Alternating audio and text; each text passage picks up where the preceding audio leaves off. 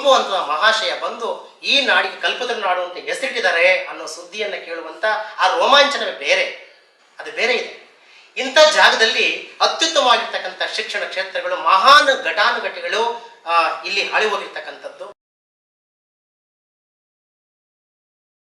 ಅಂದ್ರೆ ಕುಟುಂಬದ ಸಂಪೂರ್ಣ ಆಸ್ತಿ ಪಾಸ್ತಿ ಎಲ್ಲವೂ ಕೂಡ ಇವರ ಖಜಾನೆಯ ಬೊಕ್ಕಸದ ಗಾತ್ರವನ್ನ, ತೂಕವನ್ನ, ವೈಭವವನ್ನು ಹೆಚ್ಚು ಮಾಡ್ಕೊಳ್ತಾ ಬರ್ತಾರೆ.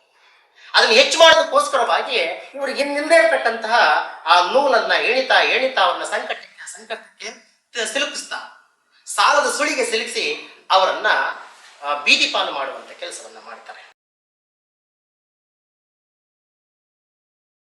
ಕಥೆಯ ಆರಂಭಕ್ಕೆ ಹೇಗೆ ಕರ್ಕೊಂಡು ಹೋಗುತ್ತೆ ಕಾದಂಬರಿ? ಒಂದು ಸಿನಿಮೆಯ ಮಾದರಿಯಲ್ಲಿ ಕರ್ಕೊಂಡು ಹೋಗುತ್ತೆ. ಒಬ್ಬ ಕಾಲ್ಪನಿಕ ನಿರೂಪಕ ಮೊದಲ ಬಾರಿಗೆ ನಮ್ಮ ಕಣ್ಣು ಮುಂದೆ ನಿಂತ್ಕೊಳ್ತಾನೆ. ಒಂದು ಸಾಮಾನ್ಯ ಕೃತಿಯಾಗಿ ರಚನೆಗೊಂಡಿರ್ತಕ್ಕಂಥ ಪುಸ್ತಕವನ್ನ ಬಹುಶಃ ಕನ್ನಡದ ಸಾಹಿತ್ಯಾಸಕ್ತರು ಒಪ್ಪಲಿಲ್ವೇನೋ ಅಂತ ಅನ್ಸುತ್ತೆ. 1954ರಿಂದ 74ರ ತನಕ 20 ವರ್ಷಗಳವರೆಗೆ ಯಾವುದೇ ರೀತಿಯ ಪರಿವರ್ತನೆ ಈ ಪುಸ್ತಕದಿಂದ ಆದಂತೆ ಕಂಡು ಬರೋದಿಲ್ಲ. ಎಲ್ರಿಗೂ ನಮಸ್ಕಾರ. ನಾನು ಸಂತೋಷ್ KM, ಪ್ರಾಂಶುಪಾಲರು, ಮೊರಾರ್ಜಿ ದೇಸಾಯಿ ವಸತಿ ಶಾಲೆ, ರಂಗಾಪುರ ಕಾವಲು, ಅರಸೀಕೆರೆ ತಾಲೂಕು, ಹಾಸನ ಜಿಲ್ಲೆ. ಆತ್ಮೀಯರೇ, ಹಿತಸಹಿತವಾದದ್ದೆಲ್ಲವೂ ಕೂಡ ಸಾಹಿತ್ಯ ಅನ್ನಿಸಿಕೊಳ್ತವೆ. ಎಂದಿನಿಂದ ಸಾಹಿತ್ಯ ಅನ್ನುವಂಥದ್ದು ಅಕ್ಷರದ ರೂಪವನ್ನು ಪಡೆದುಕೊಳ್ಳುವ ಸ್ಥಿತಿಯನ್ನು ತಲುಪಿತ್ತೋ ಅಂದಿನಿಂದ ಮಾನವನ ಬದುಕಿನ ಲಹರಿಯ ಬದಲಾವಣೆ ಒಂದು ಸ್ಥಿತ್ಯಂತರ ಆಗ್ತದೆ. ಯಾಕಂದ್ರೆ ಮನುಷ್ಯ ಅನಿಸಿಕೊಂಡಂತವನು ಮಾತನಾಡುವ ಏಕೈಕ ಪ್ರಾಣಿಯ ಪೈಕಿ ಒಬ್ಬನಾಗಿದ್ದು, ತನ್ನ ಮನದಾಳದ ಇಂಗಿತವನ್ನ, ಆಸೆ ಆಕಾಂಕ್ಷೆಗಳನ್ನ, ಬದುಕಿನ ವಿವಿಧ ಬವಣೆಗಳನ್ನ ನೇರವಾಗಿ ಹಂಚಿಕೊಳ್ಳುವಂತಹ ಸಮರ್ಥ ಮಾಧ್ಯಮವಾಗಿ ಸಾಹಿತ್ಯ ಹೊರಹೊಮ್ಮಿತ್ತು. ಕಾಲಾನಂತರದಲ್ಲಿ ಅದು ವಿವಿಧ ರೀತಿಯ ಮಜಲುಗಳನ್ನ ಪಡ್ಕೊಳ್ತಾ ಇದೆ. ಎಷ್ಟರ ಮಟ್ಟಿಗೆ ಅಂದ್ರೆ ಭಾವನೆಗಳನ್ನ ಹೊರಹಾಕೋದಕ್ಕೆ ಆರಂಭಗೊಂಡಿರ್ತಕ್ಕಂಥ ಸಾಹಿತ್ಯ ಅದು ಮನರಂಜನೆಯ ರೂಪವನ್ನು ಪಡ್ಕೊಳ್ತಾ ಇದೆ. ಮತ್ತಷ್ಟು ಅದು ಪರಿವರ್ತನೆಯನ್ನು ಹೊಂದುತ್ತಾ ಇತಿಹಾಸವನ್ನ ಉಳಿಸುವ ನಿಟ್ಟಿನಲ್ಲಿ ಪರಂಪರೆ ಮತ್ತು ಸಂಸ್ಕೃತಿಗಳನ್ನ ತಲೆಮಾರುಗಳಿಂದ ತಲೆಮಾರಿಗೆ ಸಾಗಿಸುವಷ್ಟು ಮಟ್ಟಕ್ಕೆ ಪ್ರಭಾವಿ ಮಾಧ್ಯಮವಾಗಿ ಬೆಳೆದಂತಹ ಕಾಲಘಟ್ಟದಲ್ಲಿ ಅನೇಕ ಭಾಷೆಗಳು ಪ್ರವರ್ಧಮಾನಕ್ಕೆ ಬಂದದ್ದು ಮಾತ್ರವಲ್ಲ, ತಮ್ಮ ಅಸ್ತಿತ್ವವನ್ನು ಎಂದಿಗೂ ಕೂಡ ಉಳಿಸಿರ್ತಕ್ಕಂಥದ್ದು ಎಲ್ಲೋ ಒಂದು ಕಡೆ ಪ್ರಸ್ತುತ ಜೀವ ಸಂಕುಲಕ್ಕೆ ಅಥವಾ ಮಾನವ ಸಂಕುಲಕ್ಕೆ ಇಟ್ಟಂತ ವರ ಎಂದು ಪರಿಭಾವಿಸಬಹುದು. ಒಂದು ವೇಳೆ ಸಾಹಿತ್ಯದ ಬಳಕೆಯನ್ನ ಮನುಷ್ಯ ಮಾಡಿಕೊಳ್ಳದ ಹೊರತು ತನ್ನ ಬದುಕಿನ ಸಂಸ್ಕಾರವನ್ನ ಕಂಡುಕೊಳ್ಳುವಲ್ಲಿ ಮನುಷ್ಯ ಮತ್ತಷ್ಟು ಪರಿಪಾಟಲನ್ನು ಬೀಳ್ತಕ್ಕಂಥದ್ದು ಹೊಸದಾಗಿರಲಿಲ್ಲ. ಕಾಲ ಬದಲಾಗಿದೆ. ಸಾಹಿತ್ಯವನ್ನ ಸೆರೆ ಹಿಡಿಯುವಂತಹ ಮಾಧ್ಯಮಗಳ ರೂಪುರೇಷೆಗಳು ಬದಲಾಗಿದೆ. ಒಂದು ಕಾಲಕ್ಕೆ ಪುಸ್ತಕ ರೂಪದಲ್ಲಿ ಮಾತ್ರ ಇದ್ದಂತಹ ಸಾಹಿತ್ಯ ಅನ್ನುವಂಥದ್ದು ಇವತ್ತು ವಿದ್ಯುನ್ಮಾನ ಕ್ಷೇತ್ರದ ಅನೇಕ ಮಜಲುಗಳಲ್ಲಿ ಮನುಷ್ಯನನ್ನ ಅತ್ಯಂತ ಸರಳವಾಗಿ ಮತ್ತು ಸಮರ್ಥವಾಗಿ ತಲುಪುವ ಕೆಲಸವನ್ನು ಮಾಡ್ತಾ ಇದೆ. ಆದರೆ ಹಳೆಯದ್ದು ಅಂತ ಏನಿದೆ ಅದರ ಮೌಲ್ಯವನ್ನ ಬೇರೆ ಯಾವುದದ್ದು ಕೂಡ ಒಂದು ರೀಪ್ಲೇಸ್ ಮಾಡಲಿಕ್ಕೆ ಸಾಧ್ಯ ಇಲ್ಲ ಅನ್ನೋದನ್ನ ಯಾರೊಬ್ಬರು ಕೂಡ ಒಪ್ಪಲೇಬೇಕಾಗಿದೆ. ಅಂತಹ ಹಳೆಯದ್ದು ಎನ್ನುವ ಶ್ರೇಷ್ಠ ಸ್ಥಾನವನ್ನು ಪಡ್ಕೊಳ್ತಕ್ಕಂಥದ್ದು ಅಂದ್ರೆ ಅದು ಪುಸ್ತಕ ಜ್ಞಾನವನ್ನ ಪರಿವರ್ತನಾ ರೂಪದಲ್ಲಿ ಪಡೆಯಬಹುದಾಗಿರ್ತಕ್ಕಂಥ ಬೇರೊಂದು ಮಾಧ್ಯಮವನ್ನ ನಾವು ಅಷ್ಟು ಸಮರ್ಥವಾಗಿ ನೋಡಲಿಕ್ಕೆ ಸಾಧ್ಯವಿಲ್ಲ ಮತ್ತು ಆರೋಗ್ಯಕರವಾಗಿ ಕೂಡ ನೋಡಲಿಕ್ಕೆ ಸಾಧ್ಯ ಇಲ್ಲ. ಹೀಗಿರುವಾಗ ಆಧುನಿಕತೆಯ ಹೆಸರಿನಲ್ಲಿ ಬದುಕುವಂತಹ ಇಂದಿನ ಜೀವ ಜಗತ್ತು ಅನೇಕ ಮಾರ್ಪಾಟುಗಳನ್ನ ಮಾಡ್ಕೊಳ್ತಾ ಹಳೆಯದ್ದು ಅನ್ನೋ ಕಾರಣಕ್ಕಾಗಿ ಅದನ್ನ ಕಡೆಗಣಿಸುವಷ್ಟು ಮಟ್ಟಕ್ಕೆ ಬೆಳೆದು ನಿಂತಿರ್ತಕ್ಕಂಥದ್ದು ಕೆಲವು ವಿಚಾರದಲ್ಲಿ ಸ್ವಾಗತಾರ್ಹ ಆದರೂ ಕೂಡ ಪುಸ್ತಕದ ವಿಚಾರದಲ್ಲಿ ಇದು ಎಲ್ಲೋ ಒಂದು ಕಡೆ ಆತಂಕವನ್ನ ಸೃಷ್ಟಿ ಮಾಡುವಂತದ್ದಾಗಿರುತ್ತೆ. ಯಾಕಂದ್ರೆ ಪುಸ್ತಕದ ಜ್ಞಾನ ಸಾರ್ವತ್ರಿಕವಾಗಿರ್ತಕ್ಕಂಥ ಜ್ಞಾನದಾಗಿರುತ್ತೆ. ಈ ಜ್ಞಾನವನ್ನ ತಲೆಮಾರುಗಳಿಂದ ತಲೆಮಾರಿಗೆ ತಲುಪಿಸುವಂತಹ ಸಂದರ್ಭದಲ್ಲಿ ಹಿರಿಯ ಜೀವಗಳು ಇದರ ಬಗ್ಗೆ ಅತಿ ಹೆಚ್ಚಿನ ಕಾಳಜಿಯನ್ನ ವಹಿಸಬೇಕಾಗಿರುತ್ತೆ. ಸಾಮಾನ್ಯವಾಗಿ ಮನೋವಿಜ್ಞಾನದ ಪ್ರಕಾರವಾಗಿ ಕೌಟುಂಬಿಕ ಪರಿಸರದ ಅನುಸಾರಿಯಾಗಿ ಮಗುವಿನ ಬೆಳವಣಿಗೆ ಆಗುತ್ತೆ. ಈ ಸಂದರ್ಭದಲ್ಲಿ ಕುಟುಂಬದಲ್ಲಿ ಹಿರಿಯವರ ವರ್ತನೆ ಹೇಗಿರುತ್ತೋ ಹಾಗೆ ಕಿರಿಯವರ ಪರಿವರ್ತನೆ ನಡೀತಾ ಹೋಗುತ್ತೆ. ಕಾಲ ಬದಲಾಗಿದೆ. ಪುಸ್ತಕವನ್ನು ಮುಟ್ಟುವಂತಹ ಸಂಸ್ಕಾರ ಕಳಚಿ ಹೋಗಿದೆ.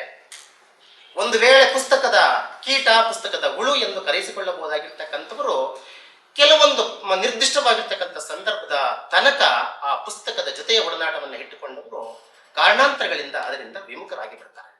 ಕಾರಣ ಇಷ್ಟೇ, ಉದ್ಯೋಗ ಬೇಕು ಅನ್ನೋ ಕಾರಣಕ್ಕಾಗಿ ಒಂದಷ್ಟು ಪುಸ್ತಕದ ಅಧ್ಯಯನ, ಉದ್ಯೋಗ ಸಿಕ್ಕಿದ ಮೇಲೆ ಪುಸ್ತಕದ ಸಾಹಚರ್ಯದ ಜೊತೆಗೆ ಅವರು ಒಡನಾಟವನ್ನು ಕಳಚಿಕೊಂಡು ಬಿಡ್ತಾರೆ. ಕೇಳಿದ್ರೆ ಪುರುಸೊತ್ತಿಲ್ಲ, ಕೆಲಸದ ಜಂಜಡಗಳ ನಡುವೆ ನಾನು ಸಮಯವನ್ನ ಕೊಡಲಿಕ್ಕೆ ಸಾಧ್ಯ ಇಲ್ಲ ಅನ್ನೋ ಈ ಕೆಲಸವನ್ನ ಕೊಟ್ಟದ್ದೇ ಪುಸ್ತಕ ಅನ್ನೋದರ ಅರಿವನ್ನ ಮರೆತು ಬದುಕುವಂತಹ ಈ ಕಾಲಘಟ್ಟದಲ್ಲಿ ಪುಸ್ತಕದ ಜ್ಞಾನವನ್ನ, ಪುಸ್ತಕದ ಅಧ್ಯಯನವನ್ನ ಮರೆತಂತಹ ಸಮಾಜವನ್ನ ಎಲ್ಲೋ ಒಂದು ಕಡೆ ಮೆದುವಾಗಿ ಬಡಿದೆಬ್ಬಿಸುವ ಕೆಲಸವನ್ನ ಅನೇಕ ಪ್ರಜ್ಞಾವಂತ ಸಂಘ ಸಂಸ್ಥೆಗಳು, ಸಮಾಜಮುಖಿ ಕೆಲಸ ಕಾರ್ಯಗಳು ಆಗಿಂದಾಗ್ಗೆ ಅತಿ ಕಡಿಮೆ ಪ್ರಮಾಣದಲ್ಲಿ ನಡೀತಾ ಇರತಕ್ಕಂಥದ್ದು ಎಲ್ಲೋ ಒಂದು ಕಡೆ ಸ್ವಾಗತಾರ್ಹ, ಪ್ರಶಂಸನೀಯ. ಆದರೆ ಕಲ್ಪತರು ನಾಡು ಎಂದು ಕರೆಸಿಕೊಂಡಿರ್ತಕ್ಕಂತಹ ತಿಪಟೂರು ನಗರದ ಈ ಒಂದು ನಾಗರಿಕತೆಗೆ ಮತ್ತೊಂದು ಹೆಸರಾಗಿರ್ತಕ್ಕಂಥ, ಹಾಗೆ ನಾಗಾಲೋಟದ ಜೀವನ ಪದ್ಧತಿಗೆ ತನ್ನನ್ನು ತಾನು ಒಗ್ಗಿಸಿಕೊಳ್ತಕ್ಕಂಥ ಈ ಸಂದರ್ಭದ ಕಾಲದಲ್ಲೂ ಕೂಡ ಪಟ್ಟಣ ಪ್ರದೇಶದಲ್ಲಿ ಪುಸ್ತಕದ ಅಧ್ಯಯನವನ್ನ ಮಾಡೋದಕ್ಕೆ ಪ್ರೋತ್ಸಾಹವನ್ನು ನೀಡುವಂತಹ ಒಂದು ಸಂಸ್ಥೆಯಾಗಿ ಜ್ಞಾನಧಾರೆ ಅನ್ನುವಂಥ ಸಂಸ್ಥೆ ಬೆಳಕಿಗೆ ಬಂದಿದೆ. ಇದು ಸಮಾಜವನ್ನ ಅರಿವಿನ ಕಡೆಗೆ ಮತ್ತು ವ್ಯಕ್ತಿಯನ್ನ ಜ್ಞಾನದ ಕಡೆಗೆ ಪ್ರೇರೇಪಿಸುವಂತಹ ವಿನೂತನ ಕೆಲಸವೊಂದನ್ನ ಕೈಗೆತ್ತಿಕೊಂಡಿರ್ತಕ್ಕಂಥದ್ದು ಪುಸ್ತಕ ಪ್ರೇಮಿಗಳಾಗಿರ್ತಕ್ಕಂಥ ಪ್ರತಿಯೊಬ್ಬರ ಪ್ರಶಂಸೆಗೆ ಭಾಜನವಾಗಿರುವಂಥದ್ದು. ಈ ಒಂದು ಸಂಸ್ಥೆ ಪ್ರತಿ ತಿಂಗಳು ಒಂದೊಂದು ಪುಸ್ತಕವನ್ನ ಅಧ್ಯಯನ ಮಾಡಿರ್ತಕ್ಕಂಥ ಅಧ್ಯಯನಶೀಲಿಗಳಿಂದ ಅದನ್ನ ವಿಶ್ಲೇಷಿಸುವಂತಹ ಕೆಲಸವನ್ನ, ಆ ಮುಖಾಂತರ ಅದರ ವಿಚಾರವನ್ನ ಮಂಥನ ಮಾಡುವಂತ ಕೆಲಸವನ್ನ ಕೈಗೆತ್ತಿಕೊಂಡಿದೆ. ಈ ಒಂದು ಸೇವೆ ನಿಸ್ವಾರ್ಥದಿಂದ ಕೂಡಿದೆ ಅಂತ ನಾನಾದ್ರೂ ಕೂಡ ಭಾವಿಸ್ತೇನೆ. ಈ ಒಂದು ಸೇವೆ ಸದಾಕಾಲ ಹೀಗೆ ಮುಂದುವರಿಲಿ ಅಂತೇಳಿ ಆಶಿಸ್ತಾ, ಈ ಒಂದು ಸಂಸ್ಥೆ ದಿನಂಪ್ರತಿ ತನ್ನದೇ ಆಗಿರ್ತಕ್ಕಂಥ ಕಬಂಧ ಭಾವಗಳನ್ನ ಎಲ್ಲರ ಮನಸ್ಸುಗಳಿಗೆ ಚಾಚುವಂತಾಗ್ಲಿ, ಎಲ್ಲರೂ ಕೂಡ ಅಧ್ಯಯನಶೀಲಿಗಳಾಗಲಿ ಅಂತೇಳಿ ಆಶಿಸ್ತಾ, ಈ ಒಂದು ಕಾರ್ಯಕ್ರಮದ ದಿವ್ಯ ಭಾಗದ 5ನೇ ಸಂಚಿಕೆಯ ಒಂದು ಅಂಗವಾಗಿ ನಾನೊಂದು ಪುಸ್ತಕವನ್ನ ಪರಿಚಯ ಮಾಡಲಿಕ್ಕೆ ಬಯಸ್ತಾ ಇದ್ದೇನೆ. ನಾನು ಪರಿಚಯವನ್ನು ಮಾಡೋದಕ್ಕೆ ಹೊರಟಿರ್ತಕ್ಕಂಥ ಪುಸ್ತಕದ ಹೆಸರು ಚಿರಸ್ಮರಣೆ ಅನ್ನುವಂಥದ್ದು. ಹೆಸರೇ ಬಹು ಭಿನ್ನವಾಗಿರ್ತಕ್ಕಂಥ ಹೆಸರು. ಒಂದು ಸ್ಮರಣೆಯನ್ನ ಚಿರಂತನಗೊಳಿಸುವಂತ ಕೆಲಸಕ್ಕೆ ಕೈ ಹಾಕುವಂಥದ್ದು. ಚಿರಸ್ಮರಣೆ ಅನ್ನುವಂಥದ್ದು ಒಂದು ಕಾದಂಬರಿಯಾಗಿದೆ. ಇದರ ಕರ್ತೃವನ್ನ ಬಹು ವಿಶೇಷವಾಗಿ ನಾವು ನೋಡಬೇಕಾಗಿದೆ.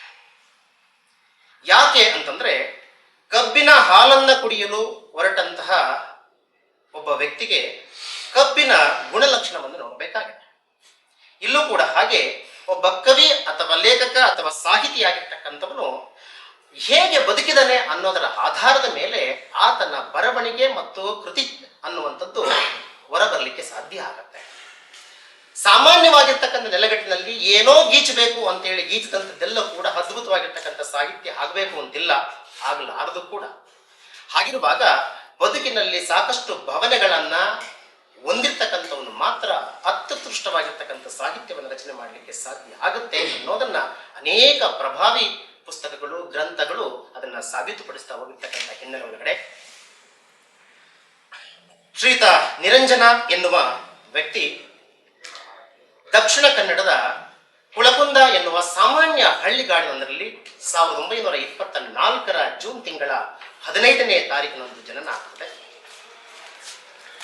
ಇವರ ಬದುಕು ಬಹುಶಃ ಮತ್ತೊಂದು ಗ್ರಂಥವನ್ನ ಸೃಷ್ಟಿ ಮಾಡುವಷ್ಟು ಮಟ್ಟಕ್ಕೆ ಆಕರ್ಷಣೀಯವಾಗಿರ್ತಕ್ಕಂಥ ಸಂದರ್ಭ ಅದು.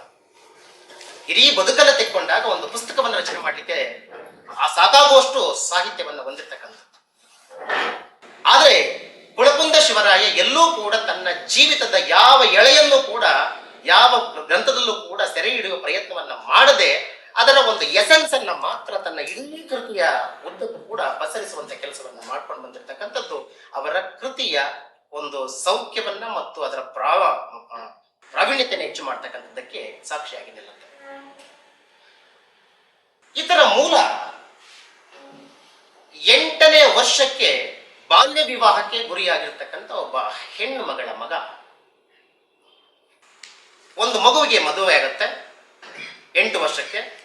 ಮರು ವರ್ಷವೇ ಗಂಡನ ಸಾವಾಗತ್ತೆ. ಆ ಹುಡುಗಿ ಬಾಲಕಿ ವಿಧವೆ ಆಗ್ತಾಳೆ. ಸುಮಾರು ವರ್ಷಗಳವರೆಗೆ ಆಕೆಗೆ ಮದುವೆಯ ಸೌಭಾಗ್ಯ ಸಿಗದೇ ಇರ್ತಕ್ಕಂಥ ಕಾಲದಲ್ಲಿ ಅದೃಷ್ಟವಶಾತ್ 31ನೇ ವಯಸ್ಸಿಗೆ ಒಬ್ಬ ಹೃದಯ ಶ್ರೀಮಂತನ ವೈವಾಹಿಕ ಸಂಬಂಧಕ್ಕೆ ಬಂಧನಕ್ಕೆ ಒಳಗಾಗ್ತಾಳೆ. 32ನೇ ವರ್ಷಕ್ಕೆ ಒಂದು ಮಗು ಹುಟ್ಟುತ್ತೆ. ಅದೇ ಶಿವರಾಯ, ಕುಳಕುಂದ ಶಿವರಾಯ. ವಿದ್ಯಾಟಕ್ಕೆ ಸಿಕ್ಕಿ ಆ ಮಗುವಿಗೆ 2 ಬಾರಿ ಪಾರ್ಶ್ವವಾಯು ಆಗುತ್ತೆ. ಹೊಡೆತದ ಮೇಲೆ ಹೊಡೆತ, ಜೀವಿತದ ಅನೇಕ ಭವನೆಗಳನ್ನ ನೋಡಿ ಬಂದಿರ್ತಕ್ಕಂಥ ಮಗು ಧೃತಿಗೆಡಲಿಲ್ಲ. ಸಾಮಾನ್ಯವಾಗಿ ಹುಳಿಪೆಟ್ಟನ್ನ, ಚಮ್ಮಟಿಗೆ, ಸುತ್ತಿಗೆ, ಹೇಟನ್ನು ತಿಂದಿರ್ತಕ್ಕಂಥದ್ದು ಮಾತ್ರ ಅತ್ಯುತ್ತಮವಾಗಿರ್ತಕ್ಕಂಥ ಆಯುಧ ಅಥವಾ ಸಾಧನ ಆಗಲಿಕ್ಕೆ ಸಾಧ್ಯ ಆಗ್ತದೆ. ಹಾಗೆ ಎಲ್ಲೋ ಒಂದು ಕಡೆ ಶಿವರಾಯರ ಬದುಕಿನ ಅನೇಕ ಕಷ್ಟಗಳು ಅವನನ್ನ ಅತ್ಯುತ್ತಮ ವ್ಯಕ್ತಿಯನ್ನಾಗಿ ಪರಿವರ್ತನೆಯನ್ನು ಮಾಡುತ್ತೆ. ಕೇವಲ ಮೆಟ್ರಿಕ್ಯುಲೇಷನ್ ಅಷ್ಟೇ ಶಿಕ್ಷಣವನ್ನ ಪಡೆದುಕೊಳ್ಳೋದು ಮಾತ್ರ ಆ ಕುಟುಂಬಕ್ಕೆ ಸಾಧ್ಯ ಆಗಿ ಹೋಗ್ತದೆ. ಮುಂದೊಂದು ಸಲ ತಾನು ಹೊಟ್ಟೆಪಾಡಿಗೋಸ್ಕರವಾಗಿ ಉದ್ಯೋಗವನ್ನು ಅರಸಬೇಕು ಅಂತನ್ನುವಾಗ ಅವರಿಗೆ ಆಶ್ರಯವಾಗಿ ಸಿಕ್ಕಿದ್ದು ಗಾಂಧಿ ತತ್ವ, ನೆಹರು ತತ್ವ. ಬಹು ಪ್ರೀತಿಯಿಂದ ಅದನ್ನ ಅಪ್ಪಿಕೊಳ್ತಾರೆ. ಕಾಲ ಬದಲಾದಂತೆ ದೇಶೀಯವಾದದಂತೆಯೇ ಪರಿವರ್ತನೆಗೊಂಡಿರ್ತಕ್ಕಂಥ ಆ ಒಂದು ಕಾಲಘಟ್ಟದಲ್ಲಿ ಲೆನಿನ್ ವಾದಗಳು, ಮಾರ್ಕ್ಸ್ ವಾದಗಳು ಮತ್ತು ಕಮ್ಯುನಿಸಂ ಈ ವಾದಗಳು ಪರಕೀಯವಾಗಿದ್ದರೂ ಕೂಡ ನಮ್ಮ ಮಣ್ಣಿಗೆ ಎಲ್ಲೋ ಹತ್ತಿರವಾದವು ಅನ್ನೋ ಒಂದು ಕಾರಣಕ್ಕಾಗಿ ಅದರ ತತ್ವ ಸಿದ್ಧಾಂತಗಳು ಕುಳಕುಂದ ಶಿವರಾಯರಿಗೆ ಹತ್ತಿರವಾಗ್ತವೆ. ಅದರ ಪರಿಣಾಮವಾಗಿ ನವೋದಯ ಸಾಹಿತ್ಯದಿಂದ ಪ್ರಗತಿಶೀಲ ಸಾಹಿತ್ಯದ ಕಡೆಗೆ ಪರಿವರ್ತನೆ ಹೊಂದುವಂತ ಕಾಲಘಟ್ಟದಲ್ಲಿ ಈ ಎಳೆ ಕೂಸೊಂದು ಸಾಹಿತ್ಯದ ಕೃತಿಯ ರಚನೆಗೆ ಅದು ಕೈಯಾಗತ್ತೆ. ಪರಿಣಾಮ ಅತ್ಯದ್ಭುತವಾಗಿರ್ತಕ್ಕಂಥ ಕೃತಿಗಳ ರಚನೆ ಆಗತ್ತೆ. ಉದ್ಯೋಗಕ್ಕಾಗಿ ಪತ್ರಿಕೋದ್ಯಮವನ್ನ ಆಯ್ಕೆ ಮಾಡಿಕೊಂಡಿರ್ತಕ್ಕಂಥ ಶಿವರಾಯ ಚಿಕ್ಕ ವಯಸ್ಸಿನಲ್ಲೇ ಸಾಹಿತ್ಯದ ರುಚಿಯನ್ನ ಕಂಡಂತವರಾಗಿರ್ತಾರೆ. ಯಾಕಂದ್ರೆ ಆತ ಮೆಟ್ರಿಕ್ಯುಲೇಷನ್ ಪೂರೈಸುವ ಕಾಲಕ್ಕಾಗಲೇ 16 ಕೃತಿಗಳನ್ನ ರಚನೆ ಮಾಡುವಷ್ಟು ಮಟ್ಟಕ್ಕೆ ಆ ಬಾಲಕ ಪ್ರವರ್ಧಮಾನಕ್ಕೆ ಬಂದಿದ್ದಂಥವನು. ಆ ಸಾಹಿತ್ಯದ ಪಸೆ ಇನ್ನೂ ಕೂಡ ಆತನಿಗೆ ಆರಂಭದ ಪರಿಣಾಮವಾಗಿ ಆತನಿಗೆ ಪತ್ರಿಕೋದ್ಯಮ ಅನ್ನುವಂಥದ್ದು ಉದ್ಯೋಗದ ಮಾರ್ಗ ಆಗಿಬಿಡುತ್ತೆ. ಪರಿಣಾಮವಾಗಿ ರಾಷ್ಟ್ರಬಂಧು ಅನ್ನುವ ಪತ್ರಿಕೆ, ಹಾಗೆ ಜನಶಕ್ತಿ, ಸಂಯುಕ್ತ ಕರ್ನಾಟಕ ಇತ್ಯಾದಿ ಅನೇಕ ಪತ್ರಿಕೆಗಳಲ್ಲಿ ಪತ್ರಿಕೋದ್ಯೋಗಿಯಾಗಿ ಕೆಲಸವನ್ನ ಮಾಡ್ತಾ ಸಮಾಜವನ್ನ ತೆರೆದ ಕಣ್ಣುಗಳಿಂದ, ತೆರೆದ ಹೃದಯದಿಂದ ನೋಡುವಂತ ಪ್ರಯತ್ನವನ್ನು ಮಾಡ್ತಾರೆ. ಹಾಗೆ ಮಾಡುವಾಗ ಪತ್ರಿಕೋದ್ಯಮ ಅನ್ನುವಂಥದ್ದು ಸಮಾಜದ ತಲೆ ಕೂದಲಿನ ಸಿಕ್ಕನ್ನ ಬಿಡಿಸುವಂತ ಒಂದು ಸಮರ್ಥ ಮಾಧ್ಯಮ ಆಗಿರುವ ಹಿನ್ನೆಲೆ ಒಳಗಡೆ ರಾಜಕೀಯದ ಆಳ ಹಗಲಗಳ ಅರಿವು ಅದಾಗತ್ತೆ. ಈ ಒಂದು ಸಂದರ್ಭದಲ್ಲಿ ಮೆಟ್ರಿಕ್ಯುಲೇಷನ್ ಮಾಡುವ ಸಂದರ್ಭಕ್ಕೆ ತನ್ನ ಹತ್ತಿರದ ಊರೊಂದರಲ್ಲಿ ಎಲ್ಲೋ ಒಂದು ಕಡೆ ಹೊಗೆಯ ಒಂದು ಸಂದರ್ಭ ಅವರ ಮನಸ್ಸನ್ನ ಸೆಳೆಯುತ್ತೆ. ಅದೇನು ಅಂತಂದ್ರೆ, ಇವತ್ತಿನ ಕಾಸರಗೋಡಿನ ಸಮೀಪದ ಸುಮಾರು 40-45 ಕಿಲೋಮೀಟರ್ ದೂರದ ಒಂದು ಸುಂದರವಾಗಿರ್ತಕ್ಕಂತಹ ಮಲೆನಾಡಿನ ಪ್ರದೇಶದಲ್ಲಿ ಒಂದು ಸಾಮಾನ್ಯವಾಗಿರ್ತಕ್ಕಂಥ ಊರೊಂದರಲ್ಲಿ ರೈತ ಸಂಘದ ಒಂದು ಸಂಘಟನೆ ಆರಂಭವಾಗಿದ್ದರ ಪರಿಣಾಮ ಅದನ್ನ ನಿರಂಕುಶ ಪ್ರಭುತ್ವಕ್ಕೆ ಹೆಸರಾಗಿರ್ತಕ್ಕಂತಹ ಸಾಮ್ರಾಜ್ಯಶಾಹಿ ಪದ್ಧತಿ ಹೇಗೆ ಹತ್ತಿಕ್ಕದು ಅನ್ನೋದನ್ನ ಜಗಜ್ಜಾಹಿರುಗೊಳಿಸಿರ್ತಕ್ಕಂಥ ಸಂದರ್ಭದಾಗಿತ್ತು. ಆ ಹಿನ್ನೆಲೆ ಒಳಗಡೆ ಬಹು ಹತ್ತಿರದಿಂದ ಆ ಒಂದು ಘಟನಾವಳಿಗಳನ್ನ ಗಮನಿಸಿದ್ರು. ಇವರು ಪತ್ರಿಕೋದ್ಯೋಗಕ್ಕೆ ಬಂದ ಸಂದರ್ಭಕ್ಕೆ ಆ ಊರಿನಲ್ಲಿ ಆ ಒಂದು ರಾಡಿ ಮಾಡಿದ್ದಂತಹ ಅನೇಕ ಯುವಕರನ್ನ ಬಂಧಿಸುವಂತ ಕೆಲಸ ಸಂಭವಿಸಿ ಬಿಟ್ಟಿತ್ತು. ಅದರ ವರದಿ ಮಾಡುವಂತ ಸೌಭಾಗ್ಯ ಅಥವಾ ದೌರ್ಭಾಗ್ಯ ಕೂಡ ಕುಳಕುಂದ ಶಿವರಾಯ ಅರ್ಥಾತ್ ಅಂದಿಗೆ ನಿರಂಜನ ಎಂಬ ಹೆಸರಿನ ವ್ಯಕ್ತಿಗೆ ದಕ್ಕಿತ್ತು. 60 ಜನರನ್ನ ಸೆರೆ ಹಿಡಿಯಲಾಗಿತ್ತು. ಆ 60 ಜನರನ್ನ ಸರ್ಕಾರದ ಅಥವಾ ಕಾನೂನಿನ ಕಣ್ಣಿನಲ್ಲಿ ಅಪರಾಧಿಗಳು ಎಂದು ಬಿಂಬಿಸಲಾಗಿತ್ತು. ನ್ಯಾಯ ಅನ್ನುವಂಥದ್ದು ಅವರ ಪರವಾಗಿಯೇ ಇದ್ದಾಗ್ಯೂ ಕೂಡ ಆದರೆ ಕಾನೂನು, ದೇಶೀಯ ಕಾನೂನು ಮಾತಾಡ್ಲಾ, ದೇಶೀಯ ಕಾನೂನು ಅವರ ಪರವಾಗಿ ನಿಲ್ಲಲಿಕ್ಕೆ ಸಾಧ್ಯ ಆಗಲಿಲ್ಲ ಅನ್ನುವಂಥದ್ದು ಆಶ್ಚರ್ಯವನ್ನ ಉಂಟು ಮಾಡುತ್ತೆ. ಸಾಕ್ಷಿ ಇದ್ದಾಗ್ಯೂ ಕೂಡ ಅವರನ್ನ ಪಾರು ಮಾಡಲಿಕ್ಕೆ ಸಾಧ್ಯ ಆಗಲಿಲ್ಲ. ಎಲ್ಲಿಯ ತನಕ ಈ ತರದ ಸಾಧ್ಯತೆಗಳು ಸಾಧ್ಯ ಆಗಲಿಲ್ಲ ಅಂದ್ರೆ, ಸಂವಿಧಾನ ಎನ್ನುವಂತಹ ಒಂದು ದೊಡ್ಡ ಅಸ್ತ್ರ ಭಾರತೀಯರ ಕೈಗೆ ಸಿಗುವ ತನಕ ಅದು ಸಾಧ್ಯ ಆಗಿರಲಿಲ್ಲ. ಈ ಒಂದು ನೋವು, ಈ ಒಂದು ಕೂಗು ಸದಾ ಕಾಲ ಅವರ ಎದೆಯ ಬಾಗಿಲನ್ನ ಬಡಿಯುವಂತ ಸಂದರ್ಭಕ್ಕೆ ಘಟನೆ ಸಂಭವಿಸಿದಂತ ಕಾಲದಲ್ಲಿ ಕುಳಕುಂದ ಶಿವರಾಯ ಅದನ್ನ ಎದೆಯ ಆಳಕ್ಕೆ ಇಳಿಸಿಕೊಳ್ತಾರೆ. ಈ ಕೈಯೂರಿನಲ್ಲಿ ನಡೆದಿರ್ತಕ್ಕಂಥ ರೈತ ಘಟನೆ 1937 ಕಾಲಮಾನದಿಂದ 1941 ಕಾಲಮಾನದ ಆ ಗತ್ಯಂತರದಲ್ಲಿ ನಡೆದಿರ್ತಕ್ಕಂಥ ಘಟನೆ. ಆದರೆ ಇದನ್ನ ಕೃತಿಯ ರೂಪಕ್ಕೆ ಪರಿವರ್ತಿಸುವಾಗ ಕುಳಕುಂದ ಶಿವರಾಯ ಅಥವಾ ನಿರಂಜನರಿಗೆ ಬೇಕಾಗಿದ್ದು 13 ವರ್ಷಗಳವರೆಗೆ ಹಿಡಿದುಕೊಳ್ತು.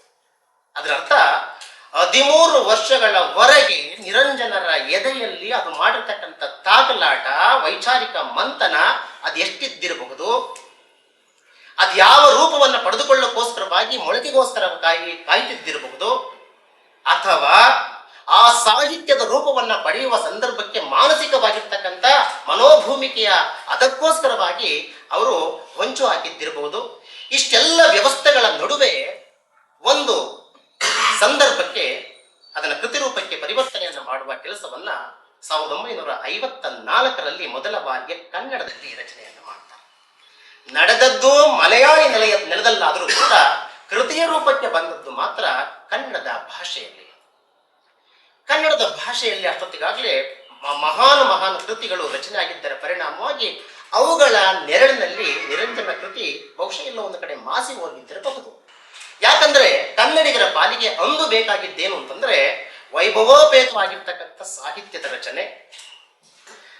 ಎಲ್ಲ ಒಂದು ಕಡೆ ಕರ್ಣ ಕಠೋರವೆನಿಸಬಹುದಾದರೂ ಕೂಡ ಆಪ್ಯಾಯ ಎಂದು ಭಾವಿಸಬಹುದಾಗಿರ್ತಕ್ಕಂಥ ಸಂಸ್ಕೃತದ ಸಾಹಚರ್ಯಕ್ಕೆ ಒಳಗಾಗಿರ್ತಕ್ಕಂಥ ಭಾಷೆಯನ್ನ ನಿರೀಕ್ಷೆ ಮಾಡುವಂಥದ್ದು, ಅಥವಾ ಉಳ್ಳವರನ್ನ ಹೊಗಳುವ ಅಥವಾ ಸಿನಿಮೀಯ ರೀತಿಯಲ್ಲಿ ಜಾದೂವನ್ನ ಮಾಡುವಂತ ಕಥಾನಕಗಳನ್ನ ಮಾತ್ರ ಚಿತ್ರಿಸುವಂತ ಕಲೆ ಪ್ರವರ್ಧಮಾನಕ್ಕೆ ಇದ್ದಂತ ಕಾಲದಲ್ಲಿ ಯಾವುದೇ ರೀತಿಯ ಮಸಾಲೆ ಒಗ್ಗರಣೆಗಳು ಇಲ್ಲದ ರೀತಿಯಲ್ಲಿ ಸಾರಾಸಗಟಾಗಿ ಒಂದು ಸಾಮಾನ್ಯ ಕೃತಿಯಾಗಿ ರಚನೆಗೊಂಡಿರ್ತಕ್ಕಂಥ ಪುಸ್ತಕವನ್ನ ಬಹುಶಃ ಕನ್ನಡದ ಸಾಹಿತ್ಯಾಸಕ್ತರು ಒಪ್ಪಲಿಲ್ವೇನೋ ಅಂತ ಅನ್ಸುತ್ತೆ. 1954ರಿಂದ 74ರ ತನಕ 20 ವರ್ಷಗಳವರೆಗೆ ಯಾವುದೇ ರೀತಿಯ ಪರಿವರ್ತನೆ ಈ ಪುಸ್ತಕದಿಂದ ಆದಂತೆ ಕಂಡು ಬರೋದಿಲ್ಲ. 20 ವರ್ಷಗಳ ನಂತರದಲ್ಲಿ ಮಲಯಾಳಿ ಭಾಷೆಯಲ್ಲಿ ಈ ಪುಸ್ತಕದ ಮರುಹುಟ್ಟು ಅನ್ನು ಪಡ್ಕೊಂಡ ಪರಿಣಾಮ ಆ ಮಲಯಾಳಿ ನೆಲದಲ್ಲಿ ಈ ಪುಸ್ತಕಕ್ಕೆ ವೈಭವೋಪೇತವಾಗಿರ್ತಕ್ಕಂತಹ ಒಂದು ಸ್ವಾಗತ ದಕ್ಕಿಬಿಡುತ್ತೆ. ಯಾವಾಗ ಮಲಯಾಳಿಯಲ್ಲಿ ಇದೇ ಪುಸ್ತಕ ತರ್ಜುಮೆಯಾಗಿ ಅರ್ಥಾತ್ ಭಾಷಾಂತರ ಆಗಿ ಆ ಒಂದು ಸ್ವಾಗತವನ್ನು ಕಂಡು ಬೀಳ್ತೋ, ಆಗ ಕನ್ನಡದ ಸಾಹಿತ್ಯಾಸಕ್ತರು ಇದರ ಕಡೆ ಗಮನವನ್ನು ಹರಿಸ್ತಾರೆ. ಪುಸ್ತಕವನ್ನು ಕೊಂಡುಕೊಳ್ಳುವಂತ ಆ ಚಾಳಿ ಆಗ ಚಿಗುರೊಡೆಯುತ್ತೆ. ಆಗ 2ನೇ ಮುದ್ರಣ ಬರುತ್ತೆ, 3ನೇ ಮುದ್ರಣ ಬರುತ್ತೆ, 4ನೇ ಮುದ್ರಣ ಬರುತ್ತೆ. ಪ್ರತಿಷ್ಠಿತವಾಗಿರ್ತಕ್ಕಂಥ ನವಕರ್ನಾಟಕ ಪ್ರಕಾಶನ, IBM ಪ್ರಕಾಶನಗಳು, ಅತ್ಯುತ್ತಮ ಶ್ರೇಷ್ಠವಾಗಿರ್ತಕ್ಕಂಥ ಪ್ರಕಾಶನಗಳು ಈ ಪುಸ್ತಕವನ್ನ ಮುದ್ರಣ ಮಾಡೋದಕ್ಕೆ ಮುಂದೆ ಬರ್ತಾರೆ. ಕನ್ನಡಿಗರ ದೌರ್ಭಾಗ್ಯವೂ ಇದೆ, ಸೌಭಾಗ್ಯವೂ ಕೂಡ ಇದೆ. ಬೇರೊಬ್ಬರ ಕಣ್ಣಿನಲ್ಲಿ ನಮ್ಮ ಸಂಪತ್ತು ಸಾಮರ್ಥ್ಯ ಬಿಂಬಿತವಾಗುವವರೆಗೆ ನಮ್ಮಲ್ಲಿರ್ತಕ್ಕಂಥದ್ದು ಗೊತ್ತಾಗೋದಿಲ್ಲ. ಎಲ್ಲ ಒಂದು ಕಡೆ ಕನ್ನಡಿಗರು ಕಸ್ತೂರಿ ಮೃಗಗಳಂತೆ ಕೆಲಸವನ್ನ ಮಾಡ್ತಾರೆ. ನಾಭಿಯಲ್ಲಿ ತನ್ನ ಅಪರಿಮಿತವಾಗಿರ್ತಕ್ಕಂಥ ಸೌಂದರ್ಯದ ಮಕರಂದವನ್ನ ಹೊಂದಿದ್ದಾಗ್ಯೂ ಕೂಡ ತನ್ನಲ್ಲಿರ್ತಕ್ಕಂಥ ಆ ಸೌಭಾಗ್ಯವನ್ನ ಪತ್ತೆ ಹಚ್ಚುವಲ್ಲಿ ಸೋತು ಹೋಗ್ತಾರೆ. ಇದೊಂದು ದೌರ್ಭಾಗ್ಯ. ಹಾಗೆ ನೋಡಿದ್ರೆ ಸೌಭಾಗ್ಯ ಏನು ಅಂದ್ರೆ, ಕಡೆಗಾದ್ರೂ ಕೂಡ ಈ ಪುಸ್ತಕದ ಒಂದು ಮೌಲ್ಯ ಜನಗಳಿಗೆ ದಕ್ಕುವಂತಾಯ್ತಲ್ಲ ಅನ್ನುವಂಥದ್ದು ಆಗಿರುತ್ತೆ. ಕೊನೆಗೆ ತಮಿಳಿನಲ್ಲಿ, ತೆಲುಗಿನಲ್ಲಿ, ತುಳುವಿನಲ್ಲಿ, ಮರಾಠಿಯಲ್ಲಿ, ಬಂಗಾಳಿಯಲ್ಲಿ ಮತ್ತೆ ಅಂತಾರಾಷ್ಟ್ರೀಯ ಭಾಷೆಯಾಗಿ ಇಂಗ್ಲಿಷ್ನಲ್ಲೂ ಕೂಡ ಈ ಪುಸ್ತಕ ತರ್ಜುಮೆಗೊಂಡು ಪ್ರವರ್ಧಮಾನಕ್ಕೆ ಬರುತ್ತೆ. ಅಲ್ಲಿಂದ ಈ ಪುಸ್ತಕದ ಒಂದು ವಿಶ್ಲೇಷಣೆ, ಅದರ ಚರ್ಚೆ, ಮಂಥನ ಆರಂಭ ಆಗುತ್ತೆ. ಈ ಪುಸ್ತಕ ನೋಡೋದಕ್ಕೆ ಸಾಮಾನ್ಯ ಹಲಸಿನ ಹಣ್ಣಿನಂತೆ ಕಾಣುತ್ತೆ, ಆಕರ್ಷಣೀಯವಲ್ಲ, ಸೌಂದರ್ಯವೂ ಕೂಡ ಇಲ್ಲ, ಒಳ್ಳೆಯ ಆಕಾರವೂ ಇಲ್ಲ. ಹೋಗ್ಲಿ, ಅದಕ್ಕೊಂದು ಒಳ್ಳೆಯ ಆವರಣ ಇದೆಯಾ? ಅದು ಕೂಡ ಇಲ್ಲ. ಗಾತ್ರದಲ್ಲಿ ತ್ರಿಮಿಕ್ರಮಾಗಿದೆಯಾ? ಅದೂ ಇಲ್ಲ. ಒಳಗಡೆ ಪುಸ್ತಕವನ್ನು ಪುಟದ ತೆಗೆದು ನೋಡಿದ್ರೆ ಅದಾದ್ರೂ ಕೂಡ ಕ್ವಾಲಿಟಿಯ ದೃಷ್ಟಿಯಿಂದಲಾದ್ರೂ ಕೂಡ ತುಂಬಾ ಚೆನ್ನಾಗಿದೆಯಾ? ಅದು ಕೂಡ ಇಲ್ಲ. ಹಾಗಿದ್ದಾಗ ಇದ್ರ ಒಳಗಡೆ ಇರಬಹುದಾಗಿರ್ತಕ್ಕಂಥ ಊರಣಿನ ಕಥೆ ಏನು ಅಂತ ನೋಡುವಂತವರ ಸಂಖ್ಯೆ ಕಡಿಮೆ ಆಗುತ್ತೆ. ಇವತ್ತು ಬೇಕರಿಯ ತಿಂಡಿ ತಿನಿಸುಗಳು ಯಾಕೆ ಆಕರ್ಷಣೀಯವಾಗ್ತವೆ ಅಂದ್ರೆ ಅದನ್ನ ಒಪ್ಪವಾಗಿ ಜೋಡಿಸಿದ್ದರ ಪರಿಣಾಮವಾಗಿ ಆಗತ್ತೆ. ಇಲ್ಲಿ ಅದರ ಸೌಂದರ್ಯಕ್ಕೆ ಗಮನ ಕೊಟ್ಟದ್ದಲ್ಲ, ಅದರಲ್ಲಿರ್ತಕ್ಕಂಥ ತಾತ್ವಿಕ ಚಿಂತನೆಗಳಿಗೆ ಗಮನ ಕೊಟ್ಟಂತೆ ಕಾಣಿಸುತ್ತೆ. ಲೇಖಕ ಕಾದಂಬರಿಕಾರ ನಿರಂಜನ ಅವರು. ಆಗಿರುವಾಗ ಈ ಒಂದು ಕಾದಂಬರಿ ಏನನ್ನ ಹೇಳಕ್ ಹೊರಟಿದೆ ಅವರೇ ಮಾತನಾಡ್ತಾ ಹೇಳ್ತಾರೆ. ಹೇಳಿ ಕೇಳಿ, ಇದು ಸ್ವಾತಂತ್ರ್ಯದ ಹೋರಾಟದ ಕಥಾನಕವನ್ನ ಹೊಂದಿದ್ದಾಗ್ಯೂ ಕೂಡ ಇದು ಒಂದು ಕೇವಲ ಕಾದಂಬರಿ, ಚರಿತ್ರೆಯಲ್ಲ ಅನ್ನೋ ಸ್ಟೇಟ್ಮೆಂಟ್ ಅನ್ನು ಕೊಡ್ತಾರೆ. ಹಾಗಂತೇಳಿ ಚರಿತ್ರೆ ಅಲ್ಲ ಅಂದ ಮೇಲೆ ಈ ಕಾದಂಬರಿಯಲ್ಲಿ ಬರತಕ್ಕಂಥ ಪಾತ್ರಗಳು ನೈಜತೆಯಿಂದ ಕೂಡಿಲ್ವಾ ಅಂದ್ರೆ ಬಹುತೇಕ ಪಾತ್ರಗಳು ನೈಜತೆಯ ತಳಹದಿಯ ಮೇಲೆಯೇ ರೂಪನ್ನ ಪಡ್ಕೊಂಡಿದ್ದಾವೆ ಅಂತ ಹೇಳ್ತಾರೆ. ಮತ್ತೊಂದು ಮಾತನ್ನ ಹೇಳ್ತಾರೆ, ಎಷ್ಟೋ ಪಾತ್ರಗಳು ವೇಷವನ್ನ ತೊಡುವಷ್ಟು ಮಟ್ಟಕ್ಕೆ ಅವು ಸೌಖ್ಯಗೊಂಡಿವೆ ಅನ್ನುವಂಥದ್ದು.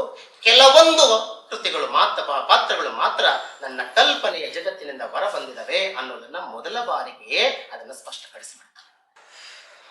ಇಡೀ ಪುಸ್ತಕದಲ್ಲಿ ಯಾವುದೇ ರೀತಿಯ ಉಪ ಅಧ್ಯಾಯಗಳು ಸಿಗೋದಿಲ್ಲ, ಗೊಂದಲಗಳು ಸಿಗೋದಿಲ್ಲ, ಮ್ಯಾಜಿಕ್ಗಳು ನಡೆಯೋದಿಲ್ಲ, ವಾಕ್ಯಗಳು ಅಲಂಕಾರಪೂರಿತವಾಗಿಲ್ಲ, ಶಬ್ದಗಳು ಗಟ್ಟಿಮುಟ್ಟಾಗಿಲ್ಲ. ಎಷ್ಟೋ ಮಹಾನ್ ಚಿಂತಕರ ಚೇತನರ ಪುಸ್ತಕಗಳನ್ನ ಓದುವಾಗ ಕೆಲವು ಸಾಲುಗಳು ಅರ್ಥವೇ ಆಗೋದಿಲ್ಲ.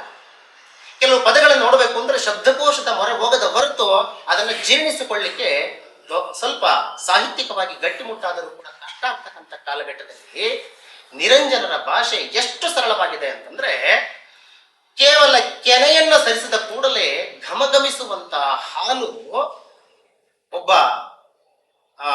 ಅನುಭೋಗಿಯ ಗಮನವನ್ನ ಸೆಳೆಯುವ ರೀತಿಯಲ್ಲಿ ಆಹ್ಲಾದಕರತೆಗೆ ಒಳಗಾಗುತ್ತೆ.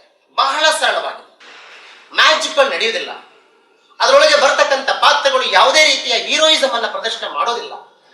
ನಿತ್ಯ ಬದುಕಿನಲ್ಲಿ ಬರಬಹುದಾಗಿರ್ತಕ್ಕಂಥ ಅತಿ ಸಾಮಾನ್ಯ ಪಾತ್ರಗಳಾಗಿ ನಿಲ್ಲುತ್ತವೆ. ಯಾವಾಗ ಅತಿ ಸಾಮಾನ್ಯ ಅಂತ ಅನ್ಸುತ್ತೆ ಆಗ ನಮ್ಮ ಬದುಕಿಗೆ ಅದು ಹತ್ರ ಆಗ್ತಾ ಬರುತ್ತೆ. ಆ ಹತ್ರ ಆಗಿದ್ದರ ಪರಿಣಾಮವೇ ಇವತ್ತು ಚಿರಸ್ಮರಣೆ ಅನ್ನುವಂಥದ್ದು ಈ ನಿರಂಜನ ಅವರ ಸರಿಸುಮಾರು 15 ಕಾದಂಬರಿಗಳ, 150 ಸಣ್ಣ ಕಥೆಗಳ, 3 ನಾಟಕಗಳ ಒಂದು ಮೇರು ಸ್ಥಾನವನ್ನು ಪಡೆದುಕೊಳ್ಳಲಿಕ್ಕೆ ಸಾಧ್ಯ ಆಗ್ತದೆ. ಆತ್ಮೀಯರೇ, ಚಿರಸ್ಮರಣೆ ಅನ್ನುವಂಥದ್ದು 2 ಆವರಣಗಳಿಂದ ಕೂಡಿರ್ತಕ್ಕಂಥ ಪುಸ್ತಕ. ಬಹಳ ಭಿನ್ನವಾಗಿ ರಚನೆ ಮಾಡಿರ್ತಕ್ಕಂಥ ಪುಸ್ತಕ. ಹೇಳಿ ಕೇಳಿ ಅದರ ಲಕ್ಷಣ ಬೇರೆ ರೂಪದಲ್ಲಿದ್ದರೂ ಕೂಡ ಅದರ ಕೃತಿಯ ಲಕ್ಷಣ ಬಹಳ ಭಿನ್ನವಾಗಿರ್ತಕ್ಕಂಥದ್ದು. ಹೇಗಿದೆ?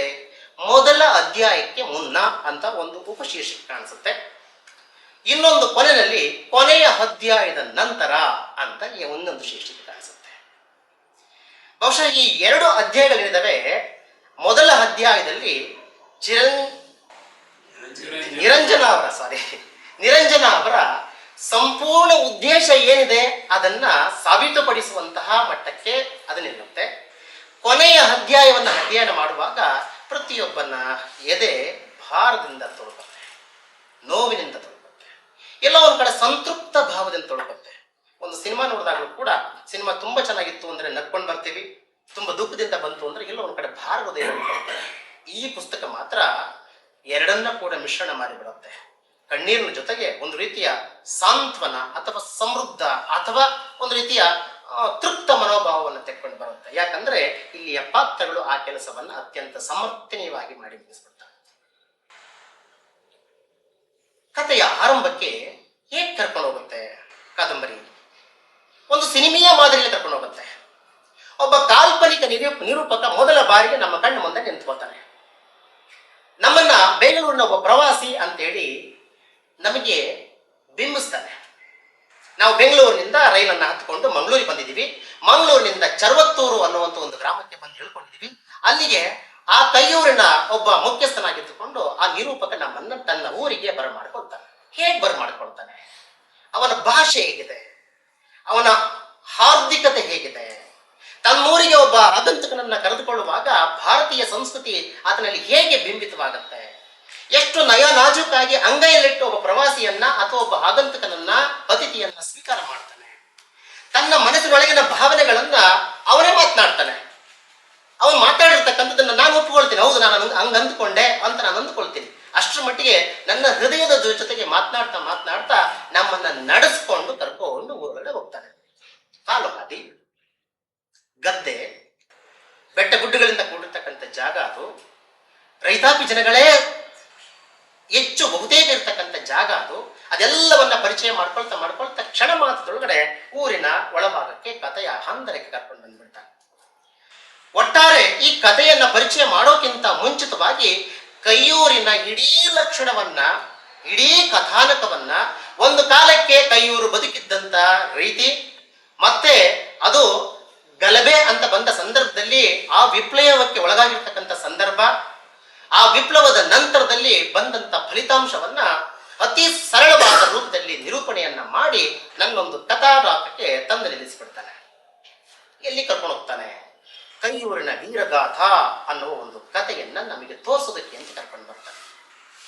ಹಾಗಿದ್ರೆ ಆ ಕೈಯೂರಿನ ವೀರರ ಯಾರು, ಅವರ ಗಾಥೆ ಏನು ಅನ್ನುವ ಒಂದು ಸಣ್ಣದೊಂದು ಕ್ಯೂರಿಯಾಸಿಟಿ ಅಲ್ಲಿಯ ಪ್ರೇಕ್ಷಕನನ್ನ ಅಥವಾ ಆ ಅತಿಥಿಯನ್ನ ಕಾಡುತ್ತೆ. ಅಲ್ಲೊಂದು ವೀರರ ಕಥೆ. ರಾತ್ರಿ ಆರಂಭವಾಗಿ ಬೆಳಗಿನ ಜಾವದವರೆಗೆ ನಡೆಯಬಹುದಾಗಿರ್ತಕ್ಕಂಥ ಒಂದು ಜನಪದ ಕಲೆ. ಆ ಕಲೆಯನ್ನ ಇಟ್ಟುಕೊಂಡು ಆ ಊರಿನಲ್ಲಿ ನಡೆದು ಹೋಗಬಹುದಾಗಿರ್ತಕ್ಕಂಥ ಕಥೆಯೊಂದನ್ನ ಅತ್ಯಂತ ವ್ಯವಸ್ಥಿತವಾಗಿ ಅದನ್ನ ನೃತ್ಯ ರೂಪಕ್ಕೆ ಒಳಪಡಿಸ್ತಕ್ಕಂಥ ಒಂದು ಸಂದರ್ಭ. ಅದನ್ನ ಪರಿಚಯ ಮಾಡ್ತಾ ಮಾಡ್ತಾ ಮಾಡ್ತಾ ಆ ಕತೆಗೆ ನಮ್ಮನ್ನ ತಳ್ಳಿ ಬಿಡ್ತಾನೆ. ಮತ್ತೆ ಮಾತಾಡಲ್ಲ. ಆ ಕತೆ ಮಾತಾಡ್ಕೊಳ್ತಾ ಬರುತ್ತೆ, ಆ ಗಾತೆ ಮಾತಾಡ್ಕೊಳ್ತಾ ಬರುತ್ತೆ. ನಿರೂಪಕ ಅಲ್ಲಿಂದ ಮಾಯ ಆಗ್ತಾನೆ, ಮೌನ ಆಗ್ತಾನೆ. ಇನ್ನುಳಿದಂತೆ ಭಾಷೆ ಕೆಲಸ ಮಾಡಲ್ಲ. ಅಲ್ಲಿರ್ತಕ್ಕಂಥ ಸಾಹಿತ್ಯ ಭಾವನೆಗಳು ಕೆಲಸ ಮಾಡ್ತಾ ಹೋಗ್ತವೆ, ತೆರೆದುಕೊಳ್ಳುತ್ತೆ. ಆರಂಭದಲ್ಲಿ 2 ಪಾತ್ರಗಳು ಬಂದು ನಿಲ್ಲುತ್ತವೆ. ಇಡೀ ಕಥೆಯಲ್ಲಿ ಬರ್ತಕ್ಕಂಥ ಪ್ರಮುಖವಾಗಿರ್ತಕ್ಕಂಥ 4 ಪಾತ್ರಗಳು ಬರ್ತವೆ. ಮಠದ ಅಪ್ಪು ಅಂತ, ಕುಯಿಮು ಅಂತ, ಚಿರುಕೊಂಡ ಅಂತ, ಅಬೂಬಕರ್ ಅನ್ನುವ 4 ಪಾತ್ರಗಳು ಕಂಡುಬರ್ತವೆ. ಈ 4 ಪಾತ್ರಗಳಲ್ಲಿ ಮೊದಲ 2 ಪಾತ್ರಗಳು ಆರಂಭದ ಸಾಲುಗಳಿಂದಲೇ ಸಿಗುತ್ತವೆ.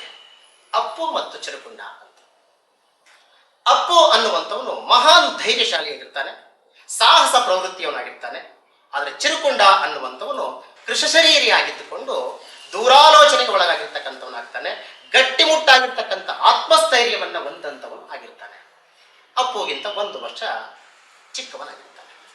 ಇವರಿಬ್ಬರು ಆತ್ಮೀಯ ಗೆಳೆಯರಾಗಿದ್ದುಕೊಂಡು ಒಂದು ಮಹಾನ್ ಕಾರ್ಯಕ್ಕೆ ಕೈ ಹಾಕಿದವರಾಗಿ ಬೆಳಗ್ಗೆ ಎತ್ತವರಿಗೆ ಎಲ್ಲೋ ಒಂದು ಕಡೆ ಸುಳ್ಳನ್ನ ಹೇಳಿ ಒಂದು ಮಹಾನ್ ಕಾರ್ಯಕ್ಕೆ ಹೋದಂತವರೆಗೆ ಕತೆ ಆರಂಭ ಆಗುತ್ತೆ.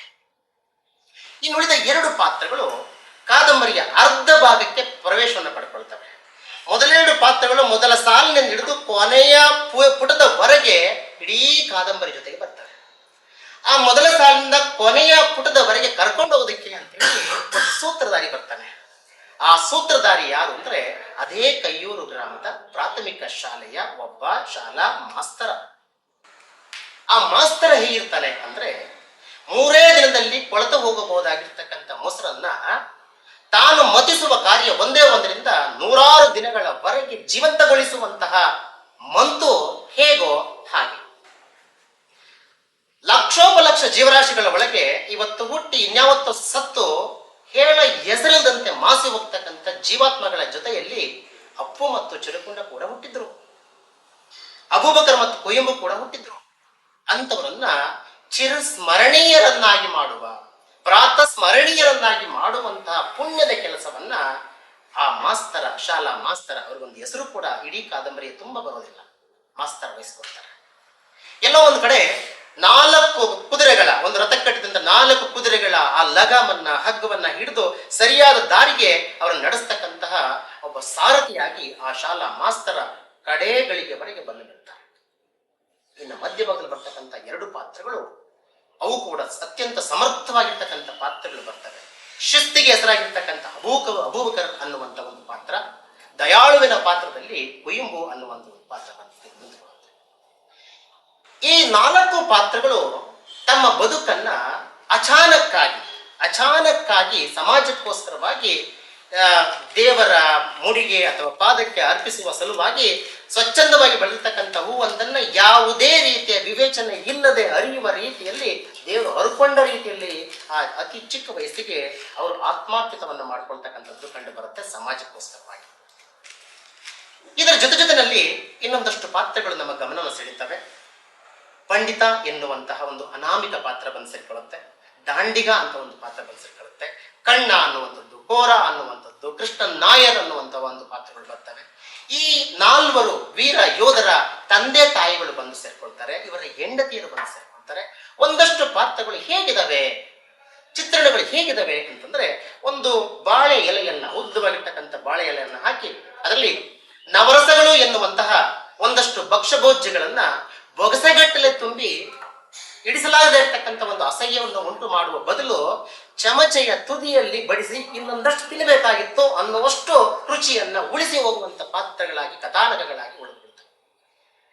ಯಾವ ವಿವರಣೆಗೂ ಹೆಚ್ಚಿನ ಆದ್ಯತೆಯನ್ನು ಕೊಡೋದಿಲ್ಲ, ಯಾರನ್ನೂ ವೈಭವೀಕರಿಸಲ್ಲ, ಯಾರನ್ನೂ ಕಡೆಗಣಿಸಲ್ಲ, ಎಲ್ಲಾ ಕೆಲಸ ಕಾರ್ಯಗಳನ್ನೇ ಸಮಾನವಾಗಿ ಸ್ವೀಕರಿಸುವಂತ ಪಾತ್ರಗಳಾಗಿ ನಮ್ಮ ಜೊತೆಯಲ್ಲಿ ನಿಲ್ಲುತ್ತವೆ. ಇನ್ನೊಂದು ನೆಗೆಟಿವ್ ರೋಲ್ ಒಳಗಡೆ ಸಾಮಾನ್ಯವಾಗಿ ಒಂದು ಒಳ್ಳೆ ಕೆಲಸ ನಡೆಯುತ್ತೆ ಅಂತ ಆದ್ರೆ ಕೆಟ್ಟ ಕೆಲಸ ಮಾಡೋದಕ್ಕೆ ಅಂದಷ್ಟು ಒಂದು ಪಾತ್ರಗಳು ಇಡೀ ಸಮಾಜದಾದ್ಯಂತ ಬದುಕಿನ ಅನೇಕ ಹಾದಿ ಒಳಗಡೆ ನಮ್ಮ ಜೊತೆಗೆ ಬರ್ತವೆ. ಎಲ್ಲರ ಬದುಕಲ್ಲಿ ಸರ್ವಸಾಮಾನ್ಯ ಆಗಿರುವಾಗ ಆ ಊರಿನ ಇರತಕ್ಕಂಥ ಎರಡು ಪಾತ್ರಗಳು ಪ್ರಮುಖವಾಗಿ ಕಂಡು ಬರ್ತವೆ. ಒಂದು ನಂಬೂದರಿ ಅನ್ನೋ ಒಂದು ಪಾತ್ರ, ಇನ್ನೊಂದು ನಂಬ್ಯಾರ್ ಅನ್ನುವಂತ ಒಂದು ಪಾತ್ರ. ಇವು ಜಮೀನ್ದಾರರು, ಆ ಊರಿನ ಜಮೀನ್ದಾರರು ಎಷ್ಟು ಮಟ್ಟಿಗೆ ಇರ್ತಾರೆ ಅಂದ್ರೆ, ಬ್ರಿಟಿಷ್ ಆಡಳಿತದ ಕೊಡೆಯ ಅಡಿಯಲ್ಲಿ ಭಿಕ್ಷಾ ಪಾತ್ರವನ್ನ, ಈ ಪಾತ್ರೆಯನ್ನ ಹಿಡಿದು ಬದುಕುವ ಶ್ರೀಮಂತರಾಗಿ ಕಂಡು ಬರ್ತಾರೆ. ಕೇವಲ ಕಾಸುಗಳ ಲೆಕ್ಕದಲ್ಲಿ ಬದುಕನ್ನು ನಡೆಸ್ತಕ್ಕಂಥ ಆ ಕಾಲಘಟ್ಟದಲ್ಲಿ ವಾರ್ಷಿಕವಾಗಿ ಬ್ರಿಟಿಷ್ ಸರ್ಕಾರಕ್ಕೆ 5,000 ರೂಪಾಯಿಗಳ ಒಂದು ತೆರಿಗೆಯನ್ನು ಕಟ್ಟುವಷ್ಟು ಮಟ್ಟಕ್ಕೆ ಶ್ರೀಮಂತರಾಗಿದ್ರು ಅಂತ ಆದ್ರೆ ಒಂದು ಕ್ಷಣ ಆಲೋಚನೆಯನ್ನ ಮಾಡಬೇಕಾಗತ್ತೆ. ಅವರು ಅದಿನ್ನೆಷ್ಟು ಶ್ರೀಮಂತರಾಗಿದ್ದಿರಬೇಕು, ಆ ಶ್ರೀಮಂತಿಕೆಯನ್ನ ತಾವು ಉಳಿಸ್ಕೊಳ್ಳೋದಕ್ಕೋಸ್ಕರವಾಗಿ ಅದೆಷ್ಟು ಜನಗಳ ಜೀವದೊಂದಿಗೆ ಅವರು ಚೆಲ್ಲಾಟವನ್ನು ಆಡಿದ್ದಿರಬಹುದು. ಈ ಎರಡು ಪಾತ್ರಗಳು ಇಡೀ ಕಾದಂಬರಿಯಾದ್ಯಂತ ತಮ್ಮದೇ ಆಗಿರ್ತಕ್ಕಂಥ ಒಂದು ಹಿಡಿತವನ್ನ ಸಾಧಿಸಿಕೊಂಡು ಬರುತ್ತವೆ. ಯಾರ್ಯಾರು, ಯಾವ ಕುಟುಂಬಗಳು ಇವರ ಕೆಂಗಣ್ಣಿಗೆ ಗುರಿಯಾಗ್ತವೋ ಆ ಎಲ್ಲಾ ಕುಟುಂಬಗಳು ಸರ್ವನಾಶವನ್ನ ಹೊಂದುತ್ತವೆ. ಅಷ್ಟೇ ಅಲ್ಲ, ಅದರಿಂದ ಒಂದು ಲಾಭ ಕೂಡ ಆಗತ್ತೆ ಅಂತಂದ್ರೆ, ಕುಟುಂಬದ ಸಂಪೂರ್ಣ ಆಸ್ತಿ ಪಾಸ್ತಿ ಎಲ್ಲವೂ ಕೂಡ ಇವರ ಖಜಾನೆಯ ಬೊಕ್ಕಸದ ಗಾತ್ರವನ್ನ, ತೂಕವನ್ನ, ವೈಭವವನ್ನು ಹೆಚ್ಚು ಮಾಡ್ಕೊಳ್ತಾ ಬರ್ತವೆ. ಅದನ್ನು ಹೆಚ್ಚು ಮಾಡೋದಕ್ಕೋಸ್ಕರವಾಗಿ ಇವರು ಇನ್ನಿಲ್ಲದೆ ಇರ್ತಕ್ಕಂತಹ ಆ ನೂಲನ್ನ ಎಣಿತಾ ಅವ್ರನ್ನ ಸಂಕಟಕ್ಕೆ ಸಿಲುಕಿಸ್ತಾ, ಸಾಲದ ಸುಳಿಗೆ ಸಿಲುಕಿಸಿ ಅವರನ್ನ ಬೀದಿಪಾಲು ಮಾಡುವಂತ ಕೆಲಸವನ್ನ ಮಾಡ್ತಾರೆ. ಇಷ್ಟು ಮಾಡಿದ್ದು ಮಾತ್ರ ಆಗ್ಲಿಕ್ಕಿಲ್ಲ, ಇಷ್ಟಿಗೆ ತಣ್ಣಗಾಗ್ಲಿಲ್ಲ. ಆ ಕುಟುಂಬದಲ್ಲಿ ಬಂದಿರತಕ್ಕಂಥ ಎಷ್ಟೋ ಹೆಣ್ಣು ಮಕ್ಕಳನ್ನ ತಮ್ಮ ಮೈಸೂರಿನ ತೆಕ್ಕೆಗೆ ಸರಿಸಿಕೊಳ್ತಾರೆ. ಇಂಥ ಒಂದು ಸಂದರ್ಭದಲ್ಲಿ ಕಾದಂಬರಿಯ ರೂಪುರೇಷೆಗಳು ಬದಲಾವಣೆಯ ಹಂತವನ್ನು ತಲುಪ್ತಾ ಬರ್ತವೆ. ಪಾತ್ರಗಳು ಇಷ್ಟು ಮುಗಿಲಿಲ್ಲ, ಕಥಾನಕಗಳು ಇಷ್ಟು ಮುಗಿಲಿಲ್ಲ. ಕಾಲ ಕಳೆದಂತೆ ದೇಶವ್ಯಾಪಿ ಸ್ವಾತಂತ್ರ್ಯದ ಹೋರಾಟ ನಿಧಾನವಾಗಿ ತನ್ನ ಕಿಚ್ಚನ್ನ ಆರಂಭ ಮಾಡಿಕೊಡ್ತು. ನಾನು ಹೇಳ್ತಾ ಇದ್ದೀನಿ, 36-37ರ ಕಾಲಮಾನ ಅಂತಂದ್ರೆ ಗೊತ್ತಿದೆ. ಅದು ಸ್ವಾತಂತ್ರ್ಯದ ಹೋರಾಟದ ಚಳುವಳಿ ಪ್ರವರ್ಧಮಾನಕ್ಕೆ ಬಂದಂತ ಕಾಲ. ಆ ಚಳುವಳಿ ಅನ್ನುವಂಥದ್ದು ಯಾರೊಬ್ಬರಿಗೂ ಹೊಸದಾಗಿ ಉಳಿದಿರಲಿಲ್ಲ ಆ ಕಾಲಕ್ಕೆ. ಅಷ್ಟೊತ್ತಿಗಾಗಲೇ ಗಾಂಧೀಜಿ ತುಂಬಾ ಹಳಬರಾಗಿ ಹೋಗಿದ್ರು. ಗಾಂಧಿಯ ಪ್ರಭೆ ಅನ್ನುವಂಥದ್ದು ದೇಶವ್ಯಾಪಿ ಜಗತ್ತಿನಾದ್ಯಂತ ಅದು ಹರಡಿಬಿಟ್ಟಿತ್ತು. ಈ ಸಂದರ್ಭಕ್ಕೆ ದೊಡ್ಡ ಅಲೆಯಾಗಿ ಕೆಲಸ ಮಾಡ್ತಕ್ಕಂಥ ಸ್ವಾತಂತ್ರ್ಯ ಒಳಭಾಗದಲ್ಲಿ ಸಣ್ಣದ ಒಂದು ಏನಂತೀವಿ ಅದನ್ನ ತೃಣದ ರೂಪದಲ್ಲಿ, ಬೆಂಕಿಗೆ ಆಹುತಿಯಾಗುವಂತ ರೂಪದಲ್ಲಿ ಅನೇಕ ಘಟನೆಗಳು ನಡೀತಾ ಇದ್ವು. 1857ರಲ್ಲಿ ಪ್ರಥಮ ಸ್ವಾತಂತ್ರ್ಯ ಸಂಗ್ರಾಮ ನಡೆದಂತ ಕಾಲದಲ್ಲಿ ಮರು ವರ್ಷ ಬ್ರಿಟಿಷ್ ಸರ್ಕಾರ 1958 ಏನ್ ಮಾಡುತ್ತೆ, ನಿಶಸ್ತ್ರೀಕರಣ ಕಾಯ್ದೆಯನ್ನು ಜಾರಿಗೆ ತಗೊಂಡು ಬರುತ್ತೆ. ಆಶ್ಚರ್ಯ ಏನು ಅಂತಂದ್ರೆ, ವೆಪನ್ಸ್ ಇಲ್ಲದೆ ಭಾರತೀಯರು ಅಷ್ಟು ಮಟ್ಟಿಗೆ ಯುದ್ಧ ಮಾಡಿದ್ದಾರೆ. ಒಂದು ವೇಳೆ ವೆಪನ್ಸ್ ಅನ್ನ ಬಳಸುವಂತ ಕಲೆಯನ್ನ ಅವರು ಕರಗತ ಮಾಡಿಕೊಂಡು ಬಿಟ್ರೆ ನಮಗೆ ಸೋಲು ಸಾವು ಖಚಿತ ಅನ್ನೋದನ್ನ ಅರ್ಥ ಮಾಡಿಕೊಂಡು ಆ ಎಲ್ಲಾ ಶಸ್ತ್ರಗಳನ್ನ ವಾಪಸ್ ಪಡೆಯುವಂತ ಒಂದು ಹುನ್ನಾರಕ್ಕೆ ನಿಶಸ್ತ್ರೀಕರಣ ಕಾಯ್ದೆ ತಗೊಂಡು ಬರುತ್ತೆ. ಈ ಕಾಯ್ದೆಗೆ ಒಪ್ಪದೇ ಇರತಕ್ಕಂಥವ್ರು ಯಾರು ಅಂದ್ರೆ ನಮ್ಮದೇ ನೆಲದ ಹಲಗಡಿ ನಾಡಿನ ಬೇಡ ಜನಾಂಗದ ಬೇಡರು. ಇವರ ವಿರುದ್ಧವಾಗಿ ಅಂದಿನ ಸರ್ಕಾರ ತೀರಿಸಿಕೊಂಡಂತ ಸೇಡಿದೆಯಲ್ಲ, ಆ ಸೇಡು ಇವತ್ತಿಗೂ ಕೂಡ ಇತಿಹಾಸದ ಪುಟಗಳನ್ನ ರಕ್ತಸಿಕ್ತವನ್ನಾಗಿ ಮಾಡಿರ್ತಕ್ಕಂಥದ್ದು. ಇಡೀ ಊರಿಗೆ ಕೊಳ್ಳಿಯನ್ನ ಇಟ್ಟುಬಿಡ್ತಾರೆ. ಬಹುಶಃ ಆ ಸಂದರ್ಭ 1941 ಕಾಲಮಾನದಲ್ಲಿ ಕೈಯೂರಿನಲ್ಲಿ ಮರುಕಳಿಸುತ್ತೆ. ಸಣ್ಣ ಬದಲಾವಣೆಯೊಂದಿಗೆ ಆ ಹಲಗಲಿಯಲ್ಲಿ ಸಿಕ್ಕಂತಹ ಸೆರೆಯಾಳುಗಳನ್ನ ಸಂತೆ ಮೈದಾನದಲ್ಲಿ ಗುಂಡಿಟ್ಟುಕೊಳ್ತಾರೆ. ಯಾಕೆ ಅಂದ್ರೆ ಜನಗಳಿಗೆ ಗೊತ್ತಾಗ್ಲಿ ಬ್ರಿಟಿಷರು ಎಷ್ಟು ಕ್ರೂರಿಗಳು ಅನ್ನೋದು, ಮತ್ತೆ ಬ್ರಿಟಿಷ್ ನಿರಂಕುಶ ಪ್ರಭುತ್ವದ ವಿರುದ್ಧ ಹೋರಾಟ ಮಾಡಿದರೆ ಏನ್ ಶಿಕ್ಷೆ ಆಗುತ್ತೆ ಅಂತ ಗೊತ್ತಾಗ್ಲಿ ಅಂತ. ಇದೇ ಸ್ಥಿತಿಯನ್ನ ಬ್ರಿಟಿಷರು ಒಡೆದು ಆಳುವ ನೀತಿಗೆ ಕೈಯೂರನ್ನು ಕೂಡ ಬಳಕೆಯನ್ನ ಮಾಡ್ಕೊಳ್ತಾರೆ. ಅದಾಗೋದು ಬೇಡ ಅಂತೇಳಿ ಒಂದಷ್ಟು ಪ್ರಜ್ಞಾವಂತ ಆಗಿರ್ತಕ್ಕಂಥ ಮಕ್ಕಳು ಮತ್ತು ಶಿಕ್ಷಕರು, ಒಂದಷ್ಟು ದೇಶ ಪ್ರೇಮಿಗಳು ಇವರ ವಿರುದ್ಧವಾಗಿ ರೈತರನ್ನ ಸಂಘಟಿಸುವ ಕೆಲಸವನ್ನ ಮಾಡ್ತಾರೆ. ಇದು ವಾಸ್ತವವಾಗಿ ರೈತರು ಮತ್ತು ಜಮೀನ್ದಾರರ ನಡುವೆ ನಡೀತಕ್ಕಂಥ ಘಟನೆ. ಇದು ಜಟಾಪಟಿ. ಅದು ಪರೋಕ್ಷವಾಗಿ ಎಲ್ಲಿ ನಿಂತ್ಕೊಳ್ಳುತ್ತೆ ಅಂದ್ರೆ ಸ್ವಾತಂತ್ರ್ಯದ ಹೋರಾಟವಾಗಿ ಪರಿವರ್ತನೆಯನ್ನ ಬಂದಿದೆ. ಶಾಲಾ ಮಾಸ್ತರು ಒಂದು ಕೇವಲ ತನ್ನ ಪರಿಧಿ ಒಳಗಡೆ, ತನ್ನ ಆವರಣದ ಒಳಗಡೆ ಪಾಠ ಬೋಧನೆಯನ್ನ ಮಾಡಿ ಸುಮ್ಮನಾಗದ ಹೊರತು ಆ ಮಕ್ಕಳಲ್ಲಿ ಜಾಗೃತಿಯನ್ನು ತುಂಬುವಂತ ಕೆಲಸವನ್ನ ಮಾಡ್ತಾರೆ. ಪ್ರಗತಿಶೀಲ ಚಿಂತನೆಗೆ ಅವರು ಮಕ್ಕಳನ್ನ ದೂಡುವಂತ ಕೆಲಸವನ್ನ ಮಾಡ್ತಾರೆ. ಜಗತ್ತಿನಲ್ಲಿ ಏನ್ ನಡೀತಾ ಇದೆ ಅನ್ನೋದನ್ನ ಪರಿಚಯ ಮಾಡಬೇಕು ಅಂತ ಬಯಸ್ತಾರೆ. ಇದರ ಪರಿಣಾಮ ಶಾಲೆಯಲ್ಲಿ ಪತ್ರಿಕೆ ಓದುವಂತಹ ಒಂದು ಕೈಂಕರ್ಯ ಆರಂಭ ಆಗುತ್ತೆ. ಈ ಪತ್ರಿಕೆಯನ್ನು ಓದುವ ಕೈಂಕರ್ಯದಲ್ಲಿ ಶಾಲೆಯ ಹಳೆಯ ವಿದ್ಯಾರ್ಥಿಗಳು ಭಾಗವಹಿಸ್ತಾರೆ. ಆ ಭಾಗವಹಿಸುವಂತ ವಿದ್ಯಾರ್ಥಿಗಳಲ್ಲಿ ಮುಂಚೂಣಿ ಸ್ಥಾನವನ್ನು ಪಡ್ಕೊಳ್ತಕ್ಕಂಥವ್ರು ಯಾರು ಅಂದ್ರೆ ನಮ್ಮ ಈ ಕಾದಂಬರಿಯ ಕಥಾನಾಯಕರಲ್ಲಿ ಬರುವುದಾಗಿರ್ತಕ್ಕಂಥ ಆ ಗೋಚರಗುಂಡ ಇತ್ಯಾದಿ ಇತ್ಯಾದಿ ಪಾತ್ರಗಳು ಬರ್ತವೆ. ಇದು ಎಲ್ಲ ಒಂದ್ ಕಡೆ ಆ ಊರಿನ ಆ ಜಮೀನ್ದಾರರ ಗಮನಕ್ಕೆ ಬಂದ ಪರಿಣಾಮವಾಗಿ ಅದರ ಹಿಂದೆ ಆಗಬಹುದಾಗಿರ್ತಕ್ಕಂಥ ಅನಾಹುತವನ್ನ ಪರಿಭಾವಿಸಿ ಅದನ್ನ ಕಡೆಗಾಣಿಸ್ಬೇಕು ಅಂತೇಳಿ ಆ ಮಾಸ್ತರನ್ನ ಪರಿವರ್ತನೆ ಮಾಡುವ ಕೆಲಸಕ್ಕೆ ಕೈ ಹಾಕ್ತಾರೆ. ಸಾಧ್ಯವಾಗುವುದಿಲ್ಲ.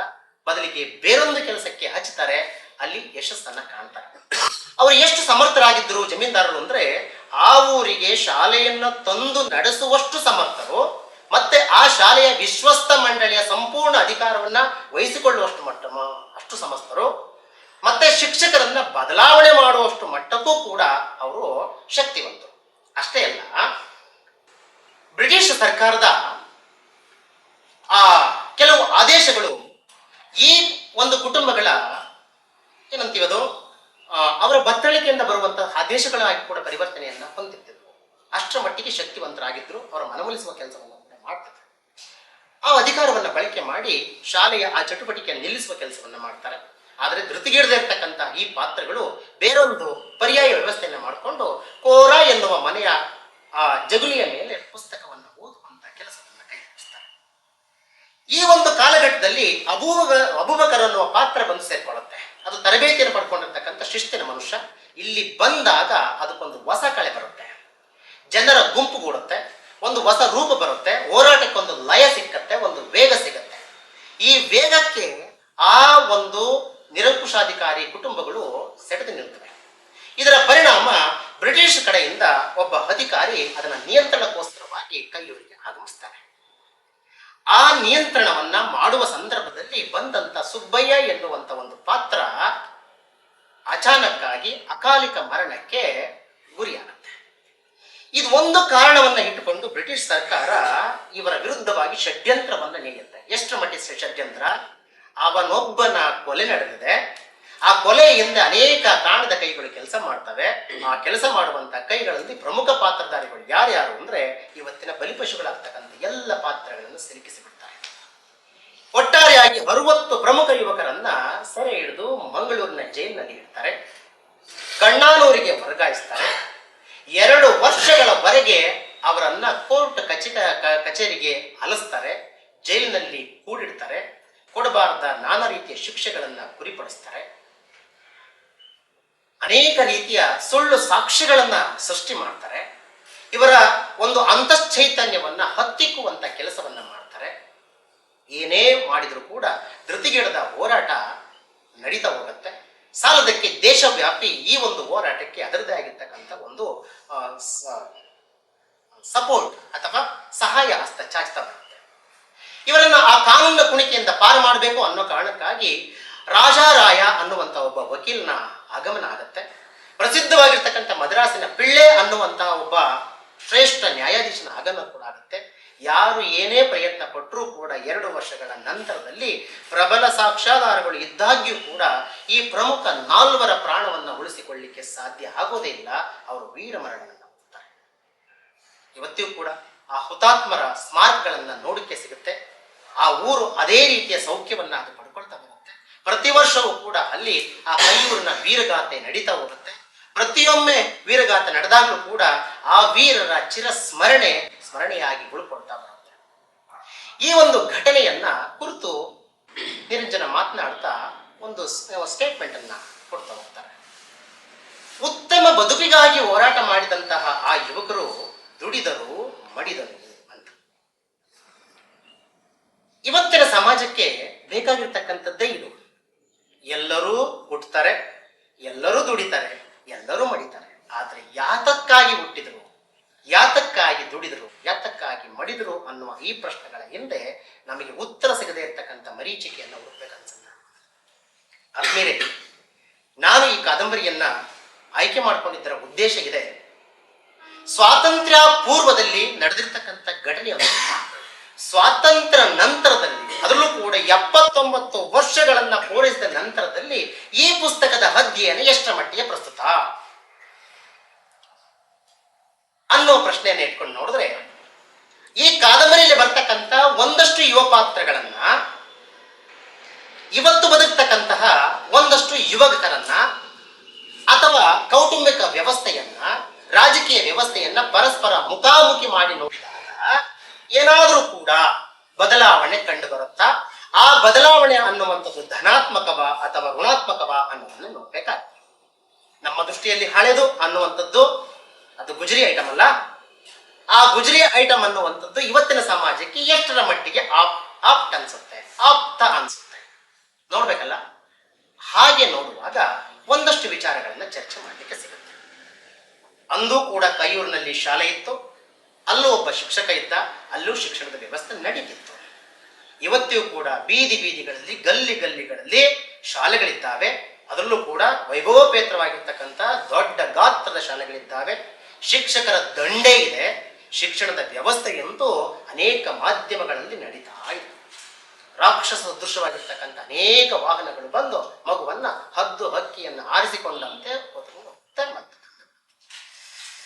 ಈ ನಿಟ್ಟೊಳಗೆ ನಾವು ಆ ಶಿಕ್ಷಣ ವ್ಯವಸ್ಥೆಯನ್ನ, ಆ ಶಿಕ್ಷಕನನ್ನ ಮತ್ತು ಆ ಶಾಲೆಯನ್ನ ನಾವು ಮುಖಾಮುಖಿ ನೋಡಿದಾಗ ನಮಗೆ ಅರ್ಥ ಆಗೋದೇ. ಬ್ರಿಟಿಷರ ತೊತ್ತಿನಲ್ಲಿ ಬದುಕ್ತಾ ಇರ್ತಕ್ಕಂಥ ಶಿಕ್ಷಕ ಇವತ್ತಿನ ಸರ್ಕಾರದ ಸಂಬಳವನ್ನು ತೆಗೆದುಕೊಳ್ಳುವಂತ ಶಿಕ್ಷಕ ಹೇಗಿದ್ದಾನೆ? ಶಾಲೆ ಗುಡಿಸಲಲ್ಲಿ ನಡೀತಾ ಇರ್ತಕ್ಕಂಥ ಶಾಲೆ, ಇವತ್ತು ಮಹಲುಗಳಲ್ಲಿ ನಡೀತಿರ್ತಕ್ಕಂಥ ಶಾಲೆ ಹೇಗಿದೆ? ಲಕ್ಷಗಟ್ಟಲೆ ಕೊಡುವಂತಹ ಶಿಕ್ಷಣ, ಅವತ್ತು ಏನೂ ಇಲ್ಲದೆ ಇರ್ತಕ್ಕಂಥ ಸಾಮಾನ್ಯವಾಗಿ ಸಿಗ್ತಕ್ಕಂಥ ಸಾಮಾಜಿಕ ಶಿಕ್ಷಣ ಹೇಗಿದೆ?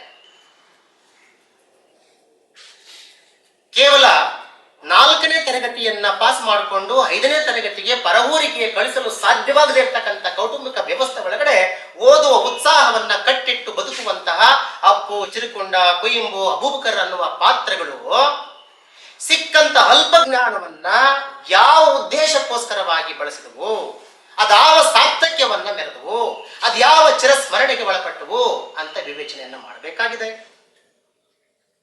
ಬಹುತೇಕ ನಮ್ಮೆಲ್ಲರಿಗೂ ಮಕ್ಕಳಿದ್ದಾವೆ, ಅಕ್ಕಪಕ್ಕ ಮನೆ ಮಕ್ಕಳಿದ್ದಾರೆ. ಎಲ್ಲರಿಗೂ ಕೂಡ ಶಿಕ್ಷಣ ಕುಂಠಿತ ಆಗಿಲ್ಲ. ಸರ್ಕಾರ ಚಿಂತನೆ ಮಾಡಿದೆ. ಉಚಿತವೂ ಮತ್ತು ಕಡ್ಡಾಯವೂ ಆಗಿರ್ತಕ್ಕಂಥ ಶಿಕ್ಷಣದ ವ್ಯವಸ್ಥೆಯನ್ನ ಕಲ್ಪಿಸಿಕೊಟ್ಟಿದೆ. ಮಾಧ್ಯಮಗಳನ್ನ ಬದಲಾವಣೆಯನ್ನ ಮಾಡಿಕೊಟ್ಟಿದೆ.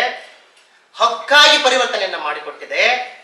ಡಿಗ್ರಿಗಳಂತೂ ಜೋಡಿಸಲು ಸಾಧ್ಯವಾಗದ ಮಟ್ಟದಲ್ಲಿ ಎಲ್ಲರ ಎದೆಯನ್ನ ಆವರಿಸಿ ಬಿಟ್ಟಿವೆ. ತಲೆಯ ಕಿರೀಟವಾಗಿ ಪರಿವರ್ತನೆ ಹೊಂದಿಬಿಟ್ಟಿವೆ. ಹಾಗಿದ್ದರೆ ಅದೆಲ್ಲಿಯ ಹಕ್ಕು, ಅದೆಲ್ಲಿಯ ಚಿರುಕುಂಡ, ಅದಾರು ಅಬೂಬಕರ್, ಇನ್ನೆಲ್ಲಿಯ ಕುಯಿಂಬು ಎಲ್ಲಿದ್ದಾವೆ? ವಿವೇಚನೆಯನ್ನ ಮಾಡಬೇಕಾಗಿದೆ. ಈ ಒಂದು ಕಾರಣಕ್ಕಾಗಿ ಹಳೆಯ ಪುಸ್ತಕವೊಂದನ್ನು ಇಟ್ಕೊಂಡು ನಾನು ಮಾತಾಡಬೇಕು ಅಂತ ಬಯಸ್ತೀನಿ. ನನ್ನ ಗುರುಗಳು ಇಲ್ಲೇ ಇದ್ದಾರೆ, ಇದೇ ಪಾಠ ಮಾಡಿರ್ತಕ್ಕಂಥ ಒಂದು ಸೌಭಾಗ್ಯ ಅಂತೇಳಿ ನಾನು ಭಾವಿಸ್ತೀನಿ.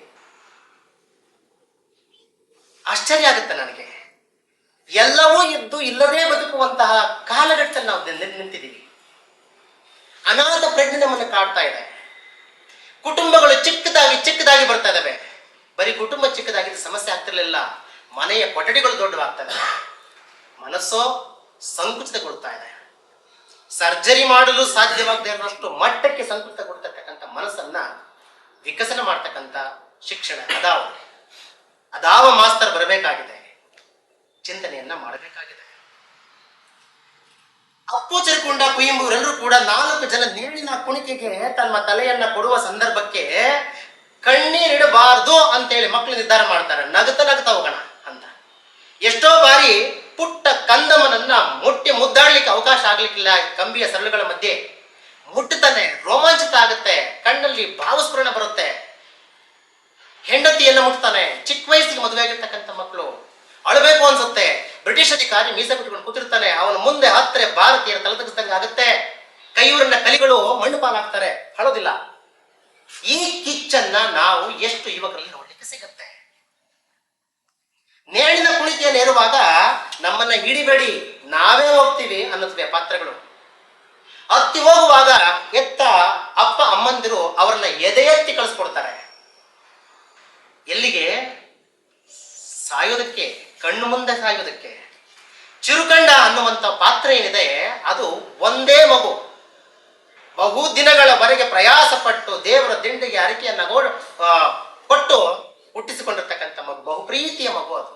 ಆ ಮಗು ತನ್ನ ಕಣ್ಣು ಮುಂದೆ ಸಾವನ್ನ ಒಪ್ಪುವಾಗ ಆ ಹೆತ್ತವರು ಪಟ್ಟಂತ ಪಾಡಿ ಎಷ್ಟು ಮಟ್ಟಿಗೆ ಇದ್ದಿರಬೇಕು. ಆಗಿದ್ದೂ ಕೂಡ ಕಣ್ಣ ನೀರನ್ನ ಹಾಕದ ರೀತಿಯಲ್ಲಿ ಆ ದೇಶಕ್ಕೋಸ್ಕರವಾಗಿ ಮುಡಿಪಿಡುವಾಗ ಎಲ್ಲೋ ಒಂದ್ ಕಡೆ ಇವತ್ತಿನ ಎತ್ತ ಅಪ್ಪ ಅಮ್ಮಂದ್ರೆ ಕಣ್ಣು ಮುಂದೆ ಬರ್ತಾರೆ. ಕಳ್ಳತನ ಮಾಡಿರ್ತಕ್ಕಂಥ ಮಗುವನ್ನ ಪರವಾಗಿ ನಿಲ್ಲುವಂತ ಪೋಷಕರು, ಕೊಲೆ ಮಾಡಿದ್ದರೂ ಕೂಡ ಅವರಿಗೆ ಲಾಯರ್ ಇಟ್ಟು ವಾದ ಮಾಡುವಂತಹ ಪೋಷಕರು, ಕೊಡಬೇಡಿ ನಿರ್ದಿಷ್ಟ ವಯೋಮಾನದವರೆಗೆ ವಾಹನಗಳನ್ನ ಕೊಡಬೇಡಿ ಅಂದ್ರೂ ಕೂಡ ಕದ್ದು ಮುಚ್ಚಿ ವಾಹನವನ್ನ ಕೊಟ್ಟು ಇನ್ನೊಬ್ಬರ ಜೀವದೊಂದಿಗೆ ಪ್ರಾಣದೊಂದಿಗೆ ಚೆಲ್ಲಾಡ್ತಕ್ಕಂಥ ಪೋಷಕರು, ನನ್ನ ಮಗ ತಪ್ಪು ಮಾಡಿದರೆ ಅಂತ ಗೊತ್ತಿದ್ರೂ ಕೂಡ ಅವನ ಪರವಾಗಿ ನಿಲ್ಲುವಂತ ಪೋಷಕರನ್ನ ನಾವು ನೋಡ್ತಾ ಇದ್ದೀವಿ. ಅದ್ಯಾವ ಮಟ್ಟದ ಸಾಮಾಜಿಕ ವ್ಯವಸ್ಥೆಯನ್ನ ಕಟ್ಟೋದಕ್ಕೆ ಅಂತೇಳಿ ಪೋಷಕರು ಜಾಗೃತರಾಗಿದ್ದಾರೆ. ನಾಳೆ ಅದಾವ ರೀತಿಯ ಸಮಾಜವನ್ನ ನಾವು ನಮ್ಮ ಮಕ್ಕಳೊಂದಿಗೆ ಎದುರಿಸಬೇಕಾಗ್ತದೆ. ಭಾರತದ ನಿಜವಾಗಿರ್ತಕ್ಕಂಥ ಸಾಮಾಜಿಕ ವ್ಯವಸ್ಥೆಯ ಒಳಗಿನ ಕಲ್ಪನೆ ಅದು ಹೇಗಿದೆ? ಜಗತ್ತೇ ನಮ್ಮ ಕಡೆ ನೋಡ್ತಾ ಇರ್ತಕ್ಕಂಥ ಸಾಮಾಜಿಕ ವ್ಯವಸ್ಥೆ ನಮ್ಮದು, ರಾಜಕೀಯ ವ್ಯವಸ್ಥೆ ನಮ್ಮದು. ಅದಕ್ಕೊಂದು ಪರಂಪರೆ, ಸಂಸ್ಕೃತಿ, ಇತಿಹಾಸ ಅನ್ನುವಂಥದ್ದು ಅತ್ಯಂತ ಗಟ್ಟಿಗೊಂಡಿರ್ತಕ್ಕಂಥದ್ದು. ಇಂಥ ಗಟ್ಟಿಗೊಂಡಂತಹ ಆ ಒಂದು ವ್ಯವಸ್ಥೆಯನ್ನ ಈ ತರದ ಮನಸ್ಥಿತಿಗಳು ಮುಂದೊಂದು ದಿನ ಅದಾವ ರೀತಿಯಲ್ಲಿ ಹಾಳು ಮಾಡಬಹುದು ಅಂತೇಳಿ ಚಿಂತನೆಯನ್ನ ಮಾಡುವಾಗ, ಶೈಕ್ಷಣಿಕ ವ್ಯವಸ್ಥೆ ಒಳಗಡೆ ನಾನು ಇದ್ದಂಥವನಾಗಿದ್ದರಿಂದ ಈ ಒಂದು ಚಿಂತನೆ ನನಗೆ ತಲುಪಿದೆಯೇನೋ, ಇಲ್ಲ ಅಂದ್ರೆ ಅದರ ಕಸದೊಂದಿಗೆ ನಾನು ಕೂಡ ಕಸವಾಗಿ ತೇಲಿ ಹೋಗ್ತಿದ್ನೇನೋ ಅನ್ನೋ ಭಯ ಆಗುತ್ತೆ. ಪ್ರತಿನಿತ್ಯವೂ ಕೂಡ ಈ ತರದ ಒಂದು ತಾಕಲಾಟದಲ್ಲಿ ಬದುಕುವ ನಮಗೆ ಆತಂಕ ಅನ್ನುವಂಥದ್ದು ಮನೆ ಮಾಡುತ್ತೆ. ಪೋಷಕರ ಬಗ್ಗೆ ಅನುಕಂಪದಿಂದ ನೋಡ್ಬೇಕಾ ಅಥವಾ ತಾತ್ಸಾರದಿಂದ ನೋಡ್ಬೇಕಾ ಅಥವಾ ತಮ್ಮ ಮನಸ್ಸಿಗೆ ಸಿಟ್ಟನ್ನ ಲೇಪನವನ್ನ ಮಾಡಿಕೊಂಡು ಅವರನ್ನ ಎದುರಿಸಬೇಕಾ ಅನ್ನುವ ಗೊಂದಲಕ್ಕೆ ಒಳಗಾಗ್ತಾ ಇದೆ. ಹಾಗಂತೇಳಿ ಪೋಷಕರು ಅಜ್ಞಾನಿಗಳಲ್ಲ, ಅಪ್ಪು ಚೆರುಕುಂಡನ ತಂದೆಯಂತೆ ಅಜ್ಞಾನಿಗಳಲ್ಲ, ಅಕ್ಷರ ಜಗತ್ತಿನ ದೂರ ಇದ್ದವರಲ್ಲ. ಅವರಿಗೂ ಕೂಡ ಒಂದಷ್ಟು ವಿದ್ಯೆ ಇರುವಂತವರು. ಇಂಥವರು ಹೇಗೆ ನಡ್ಕೊಳ್ತಾರೆ ಅಂತ ಬಂದಾಗ ಈ ಪುಸ್ತಕದಲ್ಲಿ ಬರ್ತಕ್ಕಂಥ ಪಾತ್ರಗಳು ದೈವ ಸ್ವರೂಪಿಯಾಗಿ ನನ್ನ ಕಣ್ಣ ಮುಂದೆ ನಿಲ್ತಾರೆ. ಹಾಗೆಯೇ ಪೋಷಕರು ಕೂಡ ಪೋಷಕರಿಗೆ ಒಂದು ಹೊಸ ಪಾಠವನ್ನು ಹೇಳುವಂತ ರೂಪದಲ್ಲಿ ಈ ಒಂದು ಕಾದಂಬರಿ ಬಂದು ನಿಲ್ತಾ ಹೋಗುತ್ತೆ.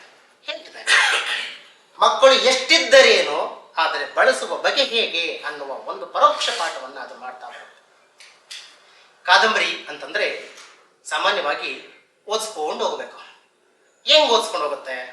ಖುಷಿ ಕೊಡ್ತಾ ಹೋಗುತ್ತೆ. ಈ ಕಾದಂಬರಿ ಕೂಡ ಹಾಗೆ ತನ್ನೊಳಗಡೆ ಓದಿಸ್ಕೊಂಡು ಕರ್ಕೊಂಡು ಹೋಗುತ್ತೆ. ಒಂದ್ಸಲ ಇಳಿದ್ರೆ ಸಾಕು, ಯಾವುದೇ ಅಂಕು ಡೊಂಕುಗಳು ಇಲ್ಲದೆ ನೇರವಾಗಿ ಮೊದಲ ಊರಿನಿಂದ ಕೊನೆಯ ಊರಿನವರೆಗೆ, ಮೊದಲೇ ಕಥೆಯಿಂದ ಕೊನೆಯ ಕಥೆಯವರೆಗೆ, ಮೊದಲ ಆ ರಂಗೋಲಿ ಚುಕ್ಕಿಯ ಮೊದಲ ಚುಕ್ಕಿಯಿಂದ ಕೊನೆಯ ಚುಕ್ಕಿಯವರೆಗೆ ಯಾವುದೇ ರೀತಿಯ ತ್ರಾಸು ಕೊಡದೆ, ಪ್ರಯಾಸವನ್ನು ಕೊಡದೆ, ಹೊಸ ಚಿಂತನೆಗಳೊಂದಿಗೆ ಚಿಂತನೆಯನ್ನ ಮಾಡ್ತಾ ಮಂಥನಗಳೊಂದಿಗೆ ಮಾಡ್ತಾ ಸದ್ದಿಲ್ಲದಂತೆ ಕಣ್ಣಂಚಿನಲ್ಲಿ ಎಲ್ಲೋ ಒಂದ್ ಕಡೆ ಒಂದೆರಡು ಹನಿ ಕಣ್ಣೀರುಗಳನ್ನ ನಮ್ಮ ಜೊತೆಗೆ ಬೆರೆಸ್ತಾ ನಾನಿರುವ ಜಾಗವನ್ನ ಮರೆಸ್ತಾ 16 ವರ್ಷಗಳ ಹಿಂದಕ್ಕೆ ನನ್ನನ್ನ ಕೊಂಡೊಯ್ದು ಕರ್ಕೊಂಡೋಗುತ್ತೆ, ಜಾಗೃತನನ್ನಾಗಿ ಮಾಡುತ್ತೆ. ಜೊತೆಗೆ ಎಲ್ಲೋ ಒಂದು ಕಡೆ ಸಣ್ಣದೊಂದು ಚಡಿಪೆಟ್ಟನ್ನ ಕೊಟ್ಟು ನಾಳೆಯ ದಿನಗಳಿಗೆ ನನ್ನ ಹೆಜ್ಜೆ ಗುರುತುಗಳನ್ನ ದಿಕ್ಕನ್ನ ನಮಗೆ ಸರಿದೂರಿಸುವ ಕೆಲಸವನ್ನ ಮಾಡ್ತಾ ಹೋಗುತ್ತೆ. ಆತ್ಮೀಯರೇ, ಕಾದಂಬರಿಯ ಅಥವಾ ನಾಟಕಗಳ ಸಣ್ಣ ಕಥೆಗಳ ಸಂಪೂರ್ಣ ಕೆಲಸ ಇದೆ. ಏನ್ ಕೆಲಸ? ನಮ್ಮನ್ನ ತಿದ್ದುವಂಥದ್ದು. ಆ ಜಾಗದಲ್ಲಿ ತಿದ್ದುವಂತವನು ಕಂಡು ಬರೋನು ಯಾರು ಅಂದ್ರೆ ಒಬ್ಬ ಶಿಕ್ಷಕ, ಒಬ್ಬ ಉಪನ್ಯಾಸಕ ಕಂಡು ಬರ್ತಾನೆ. ಆದ್ರೆ ನಿಜವಾಗಿ ಶಿಕ್ಷಕ ಒಂದು ಮಾಧ್ಯಮ ಮಾತ್ರ. ಅವನು ಮಾಧ್ಯಮ. ಶಿಕ್ಷಕ ಏನನ್ನ ಬೋಧಿಸ್ತಾನೆ ಅಂದ್ರೆ ಆ ಪುಸ್ತಕದಲ್ಲಿ ಇರೋದನ್ನ ಬೋಧಿಸ್ತಾನೆ. ಆ ಇರೋದು ಏನಾಗಿದ್ದಿರಬೇಕಾಗಿದೆ ಅಂತಂದ್ರೆ ಅದರಲ್ಲಿ ಮೌಲ್ಯಯುತವಾಗಿರ್ತಕ್ಕಂಥದ್ದು ಇರಬೇಕಾಗಿದೆ. ಹಾಗಿದ್ರೆ ಬರುವಂತ ಪುಸ್ತಕಗಳೆಲ್ಲವೂ ಕೂಡ ಮೌಲ್ಯಯುತವಾಗಿದವ ನೋಡಿದ್ರೆ ನಾವು ನಾನಾ ದಿಕ್ಕಿನಲ್ಲಿ ನೋಡ್ಲಿಕ್ಕೆ ಸಿಕ್ಕತ್ತೆ. ನನ್ನ ಮನೋಲಹರಿ ಒಳಗಡೆ ನಾನು ಏನಿದ್ದೇನೆ ಅನ್ನೋದರ ಆಧಾರದ ಮೇಲೆ ಪುಸ್ತಕವನ್ನು ನೋಡೋದಕ್ಕೆ ಶುರು ಮಾಡ್ತೇವೆ. ಇವತ್ತಿನ ಕಾಲಘಟ್ಟದಲ್ಲಿ ನಿಂತು ಅದಕ್ಕೊಂದು ನಿರ್ದಿಷ್ಟವಾಗಿರ್ತಕ್ಕಂಥ ಟ್ಯಾಗ್ ಅನ್ನ ಅಥವಾ ಅದಕ್ಕೊಂದು ಹಣೆಬರವನ್ನು ಕೊಟ್ಟು ಕೊಡ್ತೇವೆ. ಈ ಪುಸ್ತಕ ಚೆನ್ನಾಗಿಲ್ಲ, ಭಾಷೆ ಚೆನ್ನಾಗಿಲ್ಲ, ಇನ್ನೂ ಚೆನ್ನಾಗಿ ಬರೀಬಹುದಾಗಿತ್ತು. ಇನ್ನೂ ಚೆನ್ನಾಗಿ ಬರೆಯೋದಕ್ಕೆ ಅದೊಂದು ತೆಲುಗು ತಮಿಳು ಸಿನಿಮಾವ. ನಾವು ಅದನ್ನ ನಿರೀಕ್ಷೆ ಮಾಡ್ತೇವೆ. ಪ್ರತಿ ಪಾತ್ರದಲ್ಲಿ ಅದನ್ನ ನಿರೀಕ್ಷೆ ಮಾಡ್ತೀವಿ. ನಿರೀಕ್ಷೆ ಮಾಡಿ ಮಾಡಿ ಮಾಡಿ ಮಾಡಿ ಸೋತು ಹೋಗ್ತೀವಿ. ಅದಾಗೋದು ಬೇಡ. ಬದಲಿಗೆ ಇವತ್ತಿನ ಜನರು ಕೂಡ ಅದನ್ನೇ ಎಕ್ಸ್ಪೆಕ್ಟ್ ಮಾಡ್ತಾರೆ. ಒಂದು ದೊಡ್ಡ ಗಾತ್ರದ ಟಿವಿ ಮುಂದೆ ನಿಂತ್ಕೊಂಡು ಉದ್ದನೆ ಒಂದು ರಿಮೋಟ್ ಅನ್ನು ಹಿಡ್ಕೊಂಡು ಚಾನಲ್ ಚೇಂಜ್ ಮಾಡ್ತಾರೆ. ನೀ ಯಾವುದೇ ಚಾನಲ್ ಹಾಕಿದ್ರು ಕೂಡ ತೃಪ್ತಿ ಸಿಗಲ್ಲ. ಮತ್ತೆ ಮತ್ತೆ ಅದನ್ನ ಸ್ಕ್ರೋಲ್ ಮಾಡ್ತಾ ಮಾಡ್ತಾ ಹೋಗ್ತಾರೆ, ತೃಪ್ತಿ ಸಿಗಲ್ಲ. ಅದೇ ಪುಸ್ತಕದ ಮುಂದೆ ಕುತ್ಕೊಂಡಾಗ ಆಗಲ್ಲ. ಪ್ರತಿ ಪುಟವನ್ನ ತಿರುವಿ ಹಾಕಿದಾಗ್ಲೂ ಕೂಡ ಎಲ್ಲೋ ಒಂದು ಕಡೆ ನನ್ನನ್ನ ಭೂಮಿಯೊಂದಿಗೆ, ನನ್ನನ್ನ ಆಕಾಶದೊಂದಿಗೆ, ನನ್ನನ್ನ ಸಪ್ತ ಧಾತುಗಳೊಂದಿಗೆ, ಪಂಚಭೂತಗಳೊಂದಿಗೆ ಲೀನವಾಗುವಂತೆ ಸಂಬಂಧೀಕರಿಸುವಂತೆ ಕೆಲಸವನ್ನು ಮಾಡುತ್ತೆ. ಈ ಸಂಬಂಧೀಕರಿಸುವ ಕೆಲಸದ ಒಳಗಡೆ ಪುಸ್ತಕ ಯಾರಾದರೂ ಬರೆದಿರ್ಲಿ, ಏನನ್ನಾದರೂ ಬರೆದಿರ್ಲಿ, ಹಂಸಕ್ಷೀರ ನ್ಯಾಯದಂತೆ ಒಬ್ಬ ಸಹೃದಯ ಬಂದು ಮಾಡಬೇಕಾದ ಕೆಲಸ ಅಂದ್ರೆ ತನಗೇನು ಬೇಕಿದೆ ಅದನ್ನ ಮಾತ್ರ ಎತ್ತುಕೊಳ್ಬೇಕಾಗಿರ್ತಕ್ಕಂಥ ಕೆಲಸ ಇದೆ. ಸಂತೆಗೆ ಖಾಲಿ ಕೈಯಲ್ಲಿ ಹೋದಂಥವ್ರು, ಖಾಲಿ ಚೀಲದಲ್ಲಿ ಹೋದಂಥವ್ರು ಬರುವಾಗ ಚೀಲ ತುಂಬ ಬರ್ತೀವಿ, ಸಿಕ್ಕಿದ್ದೆಲ್ಲ ತರ್ತೀವಾ? ತರ್ಲಿಕ್ಕೆ ಸಾಧ್ಯವಾ? ದುಡ್ಡಿದ್ರು ಕೂಡ, ಗಾಡಿಯಲ್ಲಿ ಜಾಗ ಇದ್ರು ಕೂಡ ಇಲ್ಲ. ಆಯ್ಕೆ ಮಾಡ್ತೀವಿ. ಅದರಲ್ಲಿ ಅರೆಕೊಳ್ತಂತ ಪದಾರ್ಥವೂ ಇದೆ, ಬಲಿತಂತ ಬಾಡಿ ಹೋದ ಪದಾರ್ಥವೂ ಇದೆ, ಬೇಕಿಲ್ಲದೆ ಇರೋ ಪದಾರ್ಥವಿದೆ. ನನಗೆ ಏನು ಬೇಕು ಅದನ್ನು ಎತ್ತಿಕೊಳ್ತೀವಲ್ಲ, ಹಾಗೆ ಪ್ರತಿ ಪುಸ್ತಕದಿಂದ ತನಗೆ ಬೇಕಾಗಿರ್ತಕ್ಕಂಥ ಜ್ಞಾನವನ್ನು ಎತ್ತಿಕೊಳ್ಳುವ, ಆ ಮುಖಾಂತರವಾಗಿ ಅದನ್ನ ತನ್ನ ಸುಜ್ಞಾನಕ್ಕೆ ಬಳಕೆಯನ್ನ ಮಾಡಿಕೊಂಡು ಸಮಾಜದ ಹಿತಚಿಂತನೆಗೆ ಅದನ್ನ ಪರಿವರ್ತನೆ ಮಾಡುವಂತ ಕಲೆಯನ್ನು ರೂಪಿ ಬಂದಾಗ ನಮ್ಮ ಕನ್ನಡ ನಾಡಿನ ಭರತಖಂಡದ ನಿಜವಾದ ಧ್ಯೇಯೋದ್ದೇಶ ಏನಿದೆ ಅದನ್ನ ಈಡೇರಿಸಲಿಕ್ಕೆ ಸಾಧ್ಯ ಆಗ್ತದೆ ಅಂತೇಳಿ ಭಾವಿಸ್ತಾ, ಆತ್ಮೀಯರೇ, ಒಂದು ಸ್ಥಿತ್ಯಂತರದ ಕಾಲಘಟ್ಟದಲ್ಲಿ ನಾವಿದ್ದೇವೆ. ಯಾರೊಬ್ಬರು ಕೂಡ ಯಾರ ಮಾತನ್ನು ಕೂಡ ಕೇಳುವಂತ ಸ್ಥಿತಿನಲ್ಲಿ ಇಲ್ಲ. ಅವರವರ ಪಾಲಿಗೆ ಅವರವರೇ ಮಾರ್ಗದರ್ಶಕರಾಗುವಂತಹ ಎಲ್ಲಾ ಅವಕಾಶಗಳು ಇವತ್ತು ಜಗತ್ತಿನಲ್ಲಿ ದಟ್ಟೈಸಿದೆ. ಇದು ತಪ್ಪು ಅಂತಿಲ್ಲ, ಇದು ಒಳ್ಳೆ ಬೆಳವಣಿಗೆ. ಆದರೆ ಇನ್ನೊಬ್ಬರ ಮಾತನ್ನ ಕೇಳುವಂತ ಅನಿವಾರ್ಯತೆ ಬೇಕಾಗಿದೆ. ಆ ಇನ್ನೊಬ್ಬರು ಯಾರಾಗಿದ್ದಾರೆ ಅಂದ್ರೆ ತನ್ನ ಹಿಂದೆ ತನ್ನ ಹಿತವನ್ನ ಬಯಸ್ತಕ್ಕಂಥವ್ರು ಎಲ್ಲರೂ ಕೂಡ ಆ ತರದ ಕೆಲಸವನ್ನ ಮಾಡಬಾರ್ದು. ನಾನು ಯಾವಾಗಲೂ ಕೂಡ ನಂಬ್ತೀನಿ, ನನ್ನ ಹಿರಿಯರು ಅಂದ್ರೆ ತಂದೆ ತಾಯಿ, ಅಜ್ಜ ಅಜ್ಜಿ ಅಥವಾ ನೆರೆಹೊರೆಯವರು ಅಂತ ಏನಿದ್ದಾರೆ ಅವರು ಅನುಭವದ ಗಟ್ಟಿಗಳಾಗಿರ್ತಾರೆ. ಜೀವನಾನುಭವದಿಂದ ಅವರು ತುಂಬಿ ಹೋದವರಾಗಿರ್ತಾರೆ. ಅವರ ಈ ಮಾರ್ಗದರ್ಶನ ನಾವು ಯಾವತ್ತು ಮರಿತೀವಿ ಅವತ್ತು ಇಂತೆಲ್ಲ ಸೌಕರ್ಯಗಳನ್ನು ನಾವು ಮಾಸಿಕೊಂಡಂಥವರಾಗ್ತೀವಿ. ಅದರಿಂದ ವಂಚಿತರಾಗಿ ಹೋಗ್ತೀವಿ. ಹಿರಿಯವರು ಮಾಡ್ತಕ್ಕಂಥ ಕೆಲಸ ಇಷ್ಟೇ. ಅವರು ಟಿವಿ ಮುಂದೆ ಹೆಚ್ಚೊತ್ತು ಕೂರಲ್ಲ. ಸಾಧ್ಯ ಆದ್ರೆ ಹಾಡ್ತಾರೆ, ಇಲ್ಲ ರಂಗೋಲಿ ಬರೀತಾರೆ, ಇಲ್ಲ ಪದ ಕಟ್ತಾರೆ, ಏನೋ ಒಂದು ಮಾಡ್ತಾರೆ. ಸಾಧ್ಯ ಆದ್ರೆ ಅವಕಾಶ ಇರ್ತದೆ, ಪುಸ್ತಕಗಳನ್ನ ಓದ್ತಾರೆ. ಅವರ ಸಂಸರ್ಗದಿಂದ ನಾವು ದೂರ ಆದ್ವಿ, ಅವರ ಅನುಭವದಿಂದ ದೂರ ಆಗ್ತೀವಿ. ಯಾವಾಗ ಹಳೆಯ ಅನುಭವಗಳು ನಮಗೆ ಸಿಗೋದಿಲ್ವೋ ನಾವು ಅದನ್ನ ವಂಚಿತರಾಗ್ತಾ ಹೋಗ್ತೀವಿ. ಅಂಬೇಡ್ಕರ್ ಮಾತೊಂದು ನೆನಪಾಗ್ತದೆ, ಇತಿಹಾಸವನ್ನ ಯಾರು ಅರಿಯಲ್ವೋ ಅವನಿಗೆ ಇತಿಹಾಸ ಸೃಷ್ಟಿ ಮಾಡ್ತಕ್ಕಂಥ ಯೋಗ್ಯತೆ ಏನಿದೆ ಅಂತ. ನಾವು ಇತಿಹಾಸ ಅರಿಬೇಕು ಅಂತಂದ್ರೆ ನನ್ನ ಮೂಲವನ್ನು ನಾನು ನೋಡ್ಬೇಕಾಗಿದೆ. ನನ್ನ ತಾತ ರೈತ, ನಮ್ಮಪ್ಪ ರೈತ, ನಮ್ಮ ಮುತ್ತಾತ ರೈತ, ಆದ್ರೆ ನಾನು ಮಾತ್ರ ರೈತರಲ್ಲ, ರೈತ ಆಗಬಾರ್ದು. ನನ್ನ ಮಗ ಅಂತೂ ರೈತನ ಬದುಕಿಗೆ ಹೋಗ್ಬಾರ್ದು. ಅವನು ಡಾಕ್ಟರ್ ಆಗ್ಬೇಕು, ಇಂಜಿನಿಯರ್ ಆಗ್ಬೇಕು. ಈ ತರದ ಕನಸನ್ನ ಹೊಂದಿ ಬಿಟ್ಟಿದ್ರೆ ಅಪ್ಪು ಅವತ್ತು ಮೊದಲ ಬಾರಿಗೆ ಅವನ ಕಣ್ಣು ತಪ್ಪಿಸಿ ಹೋದಂತ ಸುದ್ದಿ ಬಂದಾಗ ರಾತ್ರಿ ಶಾಲೆಯಲ್ಲಿ ಕೂತು ಆತ ಪತ್ರಿಕೆಯನ್ನ ಓದುವಾಗ, ಒಂದಷ್ಟು ಕ್ರಾಂತಿಕಾರಿಗಳು ಮನೆಗೆ ಬಂದು ಗೌಪ್ಯ ಸಮಾರಂಭಗಳನ್ನ ಸಭೆಗಳನ್ನ ನಡೆಸುವಾಗ, ಪೊಲೀಸರು ಬಂದು ದಸ್ತಗಿರಿಯನ್ನ ಮಾಡುವಾಗ, ಒಬ್ಬ ತಂದೆಯಾಗಿರ್ತಕ್ಕಂಥ ತಲೆ ಮೇಲೆ 4 ಲಟ್ಟಿಸಿ ನಿನ್ನ ಕೆಲಸ ನೋಡೋದು ಅಂತ ಕಳಿಸಿದ ಇವತ್ತಿನ ತಂದೆ ಆಗಿದ್ರೆ, ಆದ್ರೆ ಅವನು ಅವತ್ತಿನ ತಂದೆ ಭಾರತದ ಭವ್ಯ ನೆಲದ ಆ ಬೇರಿನ ಸ್ವಾದವನ್ನ ಸವಿದಂತ ತಂದೆ ಆಗಿದ್ದ. ಅಂತ ತಂದೆಗಳಿಂದಾಗಿ ಇವತ್ತಿನ ಒಂದಷ್ಟು ಸ್ವಾತಂತ್ರ್ಯದ ಮಜಲನ್ನ, ಆ ಸೌಭಾಗ್ಯವನ್ನ, ಅದರ ಸಾರವನ್ನು ನಾವು ಸವಿತಾ ಇದ್ದೀವಿ. ಇವತ್ತು ಯಾರಾದ್ರೂ ಮಕ್ಕಳು ಹಾಳಾಗ್ಬೋದು, ಅವ್ರು ಯಾರು ಬೇಕಾದ್ರೂ ದೇಶ ಕಾಯ್ಬೋದು, ಆದ್ರೆ ನನ್ನ ಮಕ್ಕಳು ಮಾತ್ರ ಆ ರೀತಿ ಕೆಲಸ ಮಾಡಬಾರ್ದು ಅನ್ನೋ ಮನಸ್ಥಿತಿ ನಾವು ಬಂದು ತಲುಪಿದೀವಲ್ಲ, ಆ ತಲುಪಿದ್ದರ ಹಿಂದೆ ಇಂಥ ಪುಸ್ತಕಗಳ ಜ್ಞಾನದ ಅರಿವಿಲ್ಲ ಅನ್ನೋದು ನನ್ನ ಒಂದು ಇಂಗಿತ ಮತ್ತು ಒಂದು ರೀತಿಯ ಅಸಮಾಧಾನ ಅಂತ ಹೇಳಿ ಭಾವಿಸ್ತೇನೆ. ಆದ್ದರಿಂದ ಆದ್ಮೇಲೆ ಪುಸ್ತಕದ ಜ್ಞಾನವನ್ನ ತುಂಬುವಂತ ಕೆಲಸ ಸಮಯ ಇದೆಯಾ ಸಾಕ? ಪುಸ್ತಕದ ಜ್ಞಾನವನ್ನ ತುಂಬುವಂತ ಕೆಲಸವನ್ನ ಎಲ್ಲರೂ ಮಾಡ್ಲಿಕ್ಕೆ ಸಾಧ್ಯ ಇಲ್ಲ. ಅದು ಯಾಕೆ ಈ ತಂಡಕ್ಕೆ ಬಂದಿದೆಯೋ ಅದು ನನಗಂತೂ ಗೊತ್ತಿಲ್ಲ. ನಾನು ಬಹು ಹಾರ್ದಿಕವಾಗಿ ಇವರನ್ನ ಸ್ವಾಗತಿಸ್ತೀನಿ, ಅಭಿನಂದಿಸ್ತೀನಿ. ಮೊದಲ ಬಾರಿಗೆ ನಮ್ಮ ಶಾಲೆಯ ಆವರಣಕ್ಕೆ ಬಂದು ಈ ತರದ ಒಂದು ಚಿಂತನೆಯನ್ನ ಕೊಟ್ಟಾಗ ನಾನು ಬಹು ಸಂತೋಷಕ್ಕೆ ಒಳಗಾದೆ. ಇದು ಅತ್ಯದ್ಭುತವಾಗಿರ್ತಕ್ಕಂಥ ಒಂದು ಕೆಲಸ. ಒಂದು ಕಾಲಕ್ಕೆ ಈ ನಾಡಿಗೆ ಕುವೆಂಪು ಅಂತ ಮಹಾಶಯ ಬಂದು ಈ ನಾಡಿಗೆ ಕಲ್ಪತರು ನಾಡು ಅಂತ ಹೆಸರಿಟ್ಟಿದ್ದಾರೆ ಅನ್ನೋ ಸುದ್ದಿಯನ್ನ ಕೇಳುವಂತ ಆ ರೋಮಾಂಚನವೇ ಬೇರೆ, ಅದು ಬೇರೆ ಇದೆ. ಇಂಥ ಜಾಗದಲ್ಲಿ ಅತ್ಯುತ್ತಮವಾಗಿರ್ತಕ್ಕಂಥ ಶಿಕ್ಷಣ ಕ್ಷೇತ್ರಗಳು, ಮಹಾನ್ ಘಟಾನುಘಟಿಗಳು ಇಲ್ಲಿ ಹಾಳಿ ಹೋಗಿರ್ತಕ್ಕಂಥದ್ದು. ಇಡೀ ಕನ್ನಡ ನಾಡಿಗೆ ಪುಸ್ತಕ ರೂಪದ ಜ್ಞಾನವನ್ನ ಕೊಟ್ಟಂತ ಮಹಾನ್ ಚೇತನಗಳು ಉದ್ಭವಿಸತಕ್ಕಂಥ ಜಾಗ ಇದು. ಇಂಥ ಜಾಗದಲ್ಲಿ ಪುಸ್ತಕದ ಅಧ್ಯಯನದ ಬೀಜ ಬಿತ್ತಿದೆಯಲ್ಲ, ಈ ಬೀಜ ನಾಳೆ ದಿನ ಹೆಮ್ಮರ ಆಗಬೇಕು. ಜ್ಞಾನವನ್ನ ಧಾರೆ ಎರೆಯುವಂತ ಮಹೋತ್ತಮವಾಗಿರ್ತಕ್ಕಂಥ ಕೆಲಸಕ್ಕೆ ಹಾಕಿದೆ. ಇದಕ್ಕೆ ಅದರ ಆಯಸ್ಸು 1000 ಆಗಲಿ, ಅದನ್ನ ತುಂಬುವಂತ ಕೈಗಳು ಚೈತನ್ಯದಿಂದ ಕೂಡಲಿ, ಅವರ ತೋಳ್ಬಲಗಳು ಹೆಮ್ಮರವಾಗಲಿ, ಅವರ ಭುಜಬಲಗಳು ಟನ್ನುಗಟ್ಟಲೆ ಮಣಭಾರವನ್ನು ಹೊರುವಂತ ಶಕ್ತಿಯನ್ನು ದೇವರು ದಯಪಾಲಿಸಲಿ ಅಂತ ಆಶಿಸ್ತಾ, ನಿಮ್ಮೊಳಗೆ ನಾನು ಕೂಡ ಒಂದು ಪಾಲಾಗಲಿಕ್ಕೆ ಅವಕಾಶವನ್ನು ಕಲ್ಪಿಸಿಕೊಂಡಿದ್ದಕ್ಕೋಸ್ಕರವಾಗಿ ಹನುಮಾನಪೂರ್ವಕವಾಗಿ ಅಭಿನಂದನೆ ಸಲ್ಲಿಸ್ತೇನೆ. ವಿದಾಯವನ್ನು ಹೇಳ್ತೇನೆ.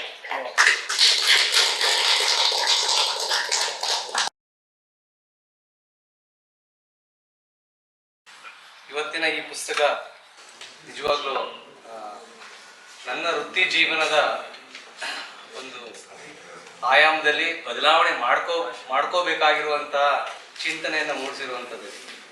ನಾನೊಬ್ಬ ಶಿಕ್ಷಕನಾಗಿ, ಒಬ್ಬ ಉಪನ್ಯಾಸಕನಾಗಿ, ನಾನು ನನ್ನ ಮಕ್ಕಳಿಗೆ, ನಾನು ಪಾಠ ಮಾಡುವಂಥ ಮಕ್ಕಳಿಗೆ ಯಾವ ರೀತಿ ಬೋಧನೆ ಮಾಡಬೇಕು, ಏನನ್ನು ಹೇಳ್ಕೊಡ್ಬೇಕು, ಜೀವನ ಮಾಡೋದಕ್ಕೆ ಸಬ್ಜೆಕ್ಟ್ ಮಾತ್ರ ಸಾಕ, ಅದನ್ನ ಬಿಟ್ಟು ಹೊರಗಡೆನೂ ನಾವು ಹೋಗ್ಬೇಕಾ ಅನ್ನೋ ಒಂದು ಚಿಂತನೆ. ಇಲ್ಲಿವರೆಗೂ ನಾವು ಹೆಂಗೆ ಮಾಡ್ತಿದ್ವಿ, ಸೊ ಅಕಾಡೆಮಿಕ್ ಸ್ಟಾರ್ಟ್ ಮಾಡ್ತಿದ್ದಂಗೆ ಪೋರ್ಷನ್ಸು ಕಂಪ್ಲೀಟ್ ಮಾಡು, ಎಕ್ಸಾಮ್ಸು, ಇದೇ ಪ್ರೊಸೀಜರ್ ನಡೀತಾ ಇದ್ವಿ. ಅದನ್ನ ಬಿಟ್ಟು ಅದನ್ನ ಹೊರತಾಗೂ ಕೂಡ ಮಕ್ಕಳಲ್ಲಿ ಚಿಂತನೆಯನ್ನ ಅಥವಾ ಹೊಸ ರೀತಿಯ ಜವಾಬ್ದಾರಿಗಳನ್ನ ನಾವು ಅವರಲ್ಲಿ ತುಂಬಬೇಕು, ಅರಿವು ಮೂಡಿಸ್ಬೇಕು ಅನ್ನೋದು ಇವತ್ತಿನ ಈ ಸಂಚಿಕೆಯಲ್ಲಿ ಸಂತೋಷ್ ಸರ್ ಅದ್ಭುತವಾಗಿ ನಮಗೆ ತಿಳಿಸ್ಕೊಟ್ಟಿದ್ದಾರೆ. ಶಿಕ್ಷಕ ಅಂದ್ರೆ ಏನು ಅನ್ನೋದನ್ನ ತುಂಬಾ ತುಂಬಾ ತುಂಬಾ ಏನು ಅರಿವನ್ನು ಮೂಡಿಸೋ ರೀತಿ ಜ್ಞಾನದ ಏನು ಒಂದು ದಾರಿಯನ್ನ ಇವತ್ತಿನ ದಿನ ನಮಗೆ ಕೊಟ್ಟಿದ್ದಾರೆ. Thank you so much sir.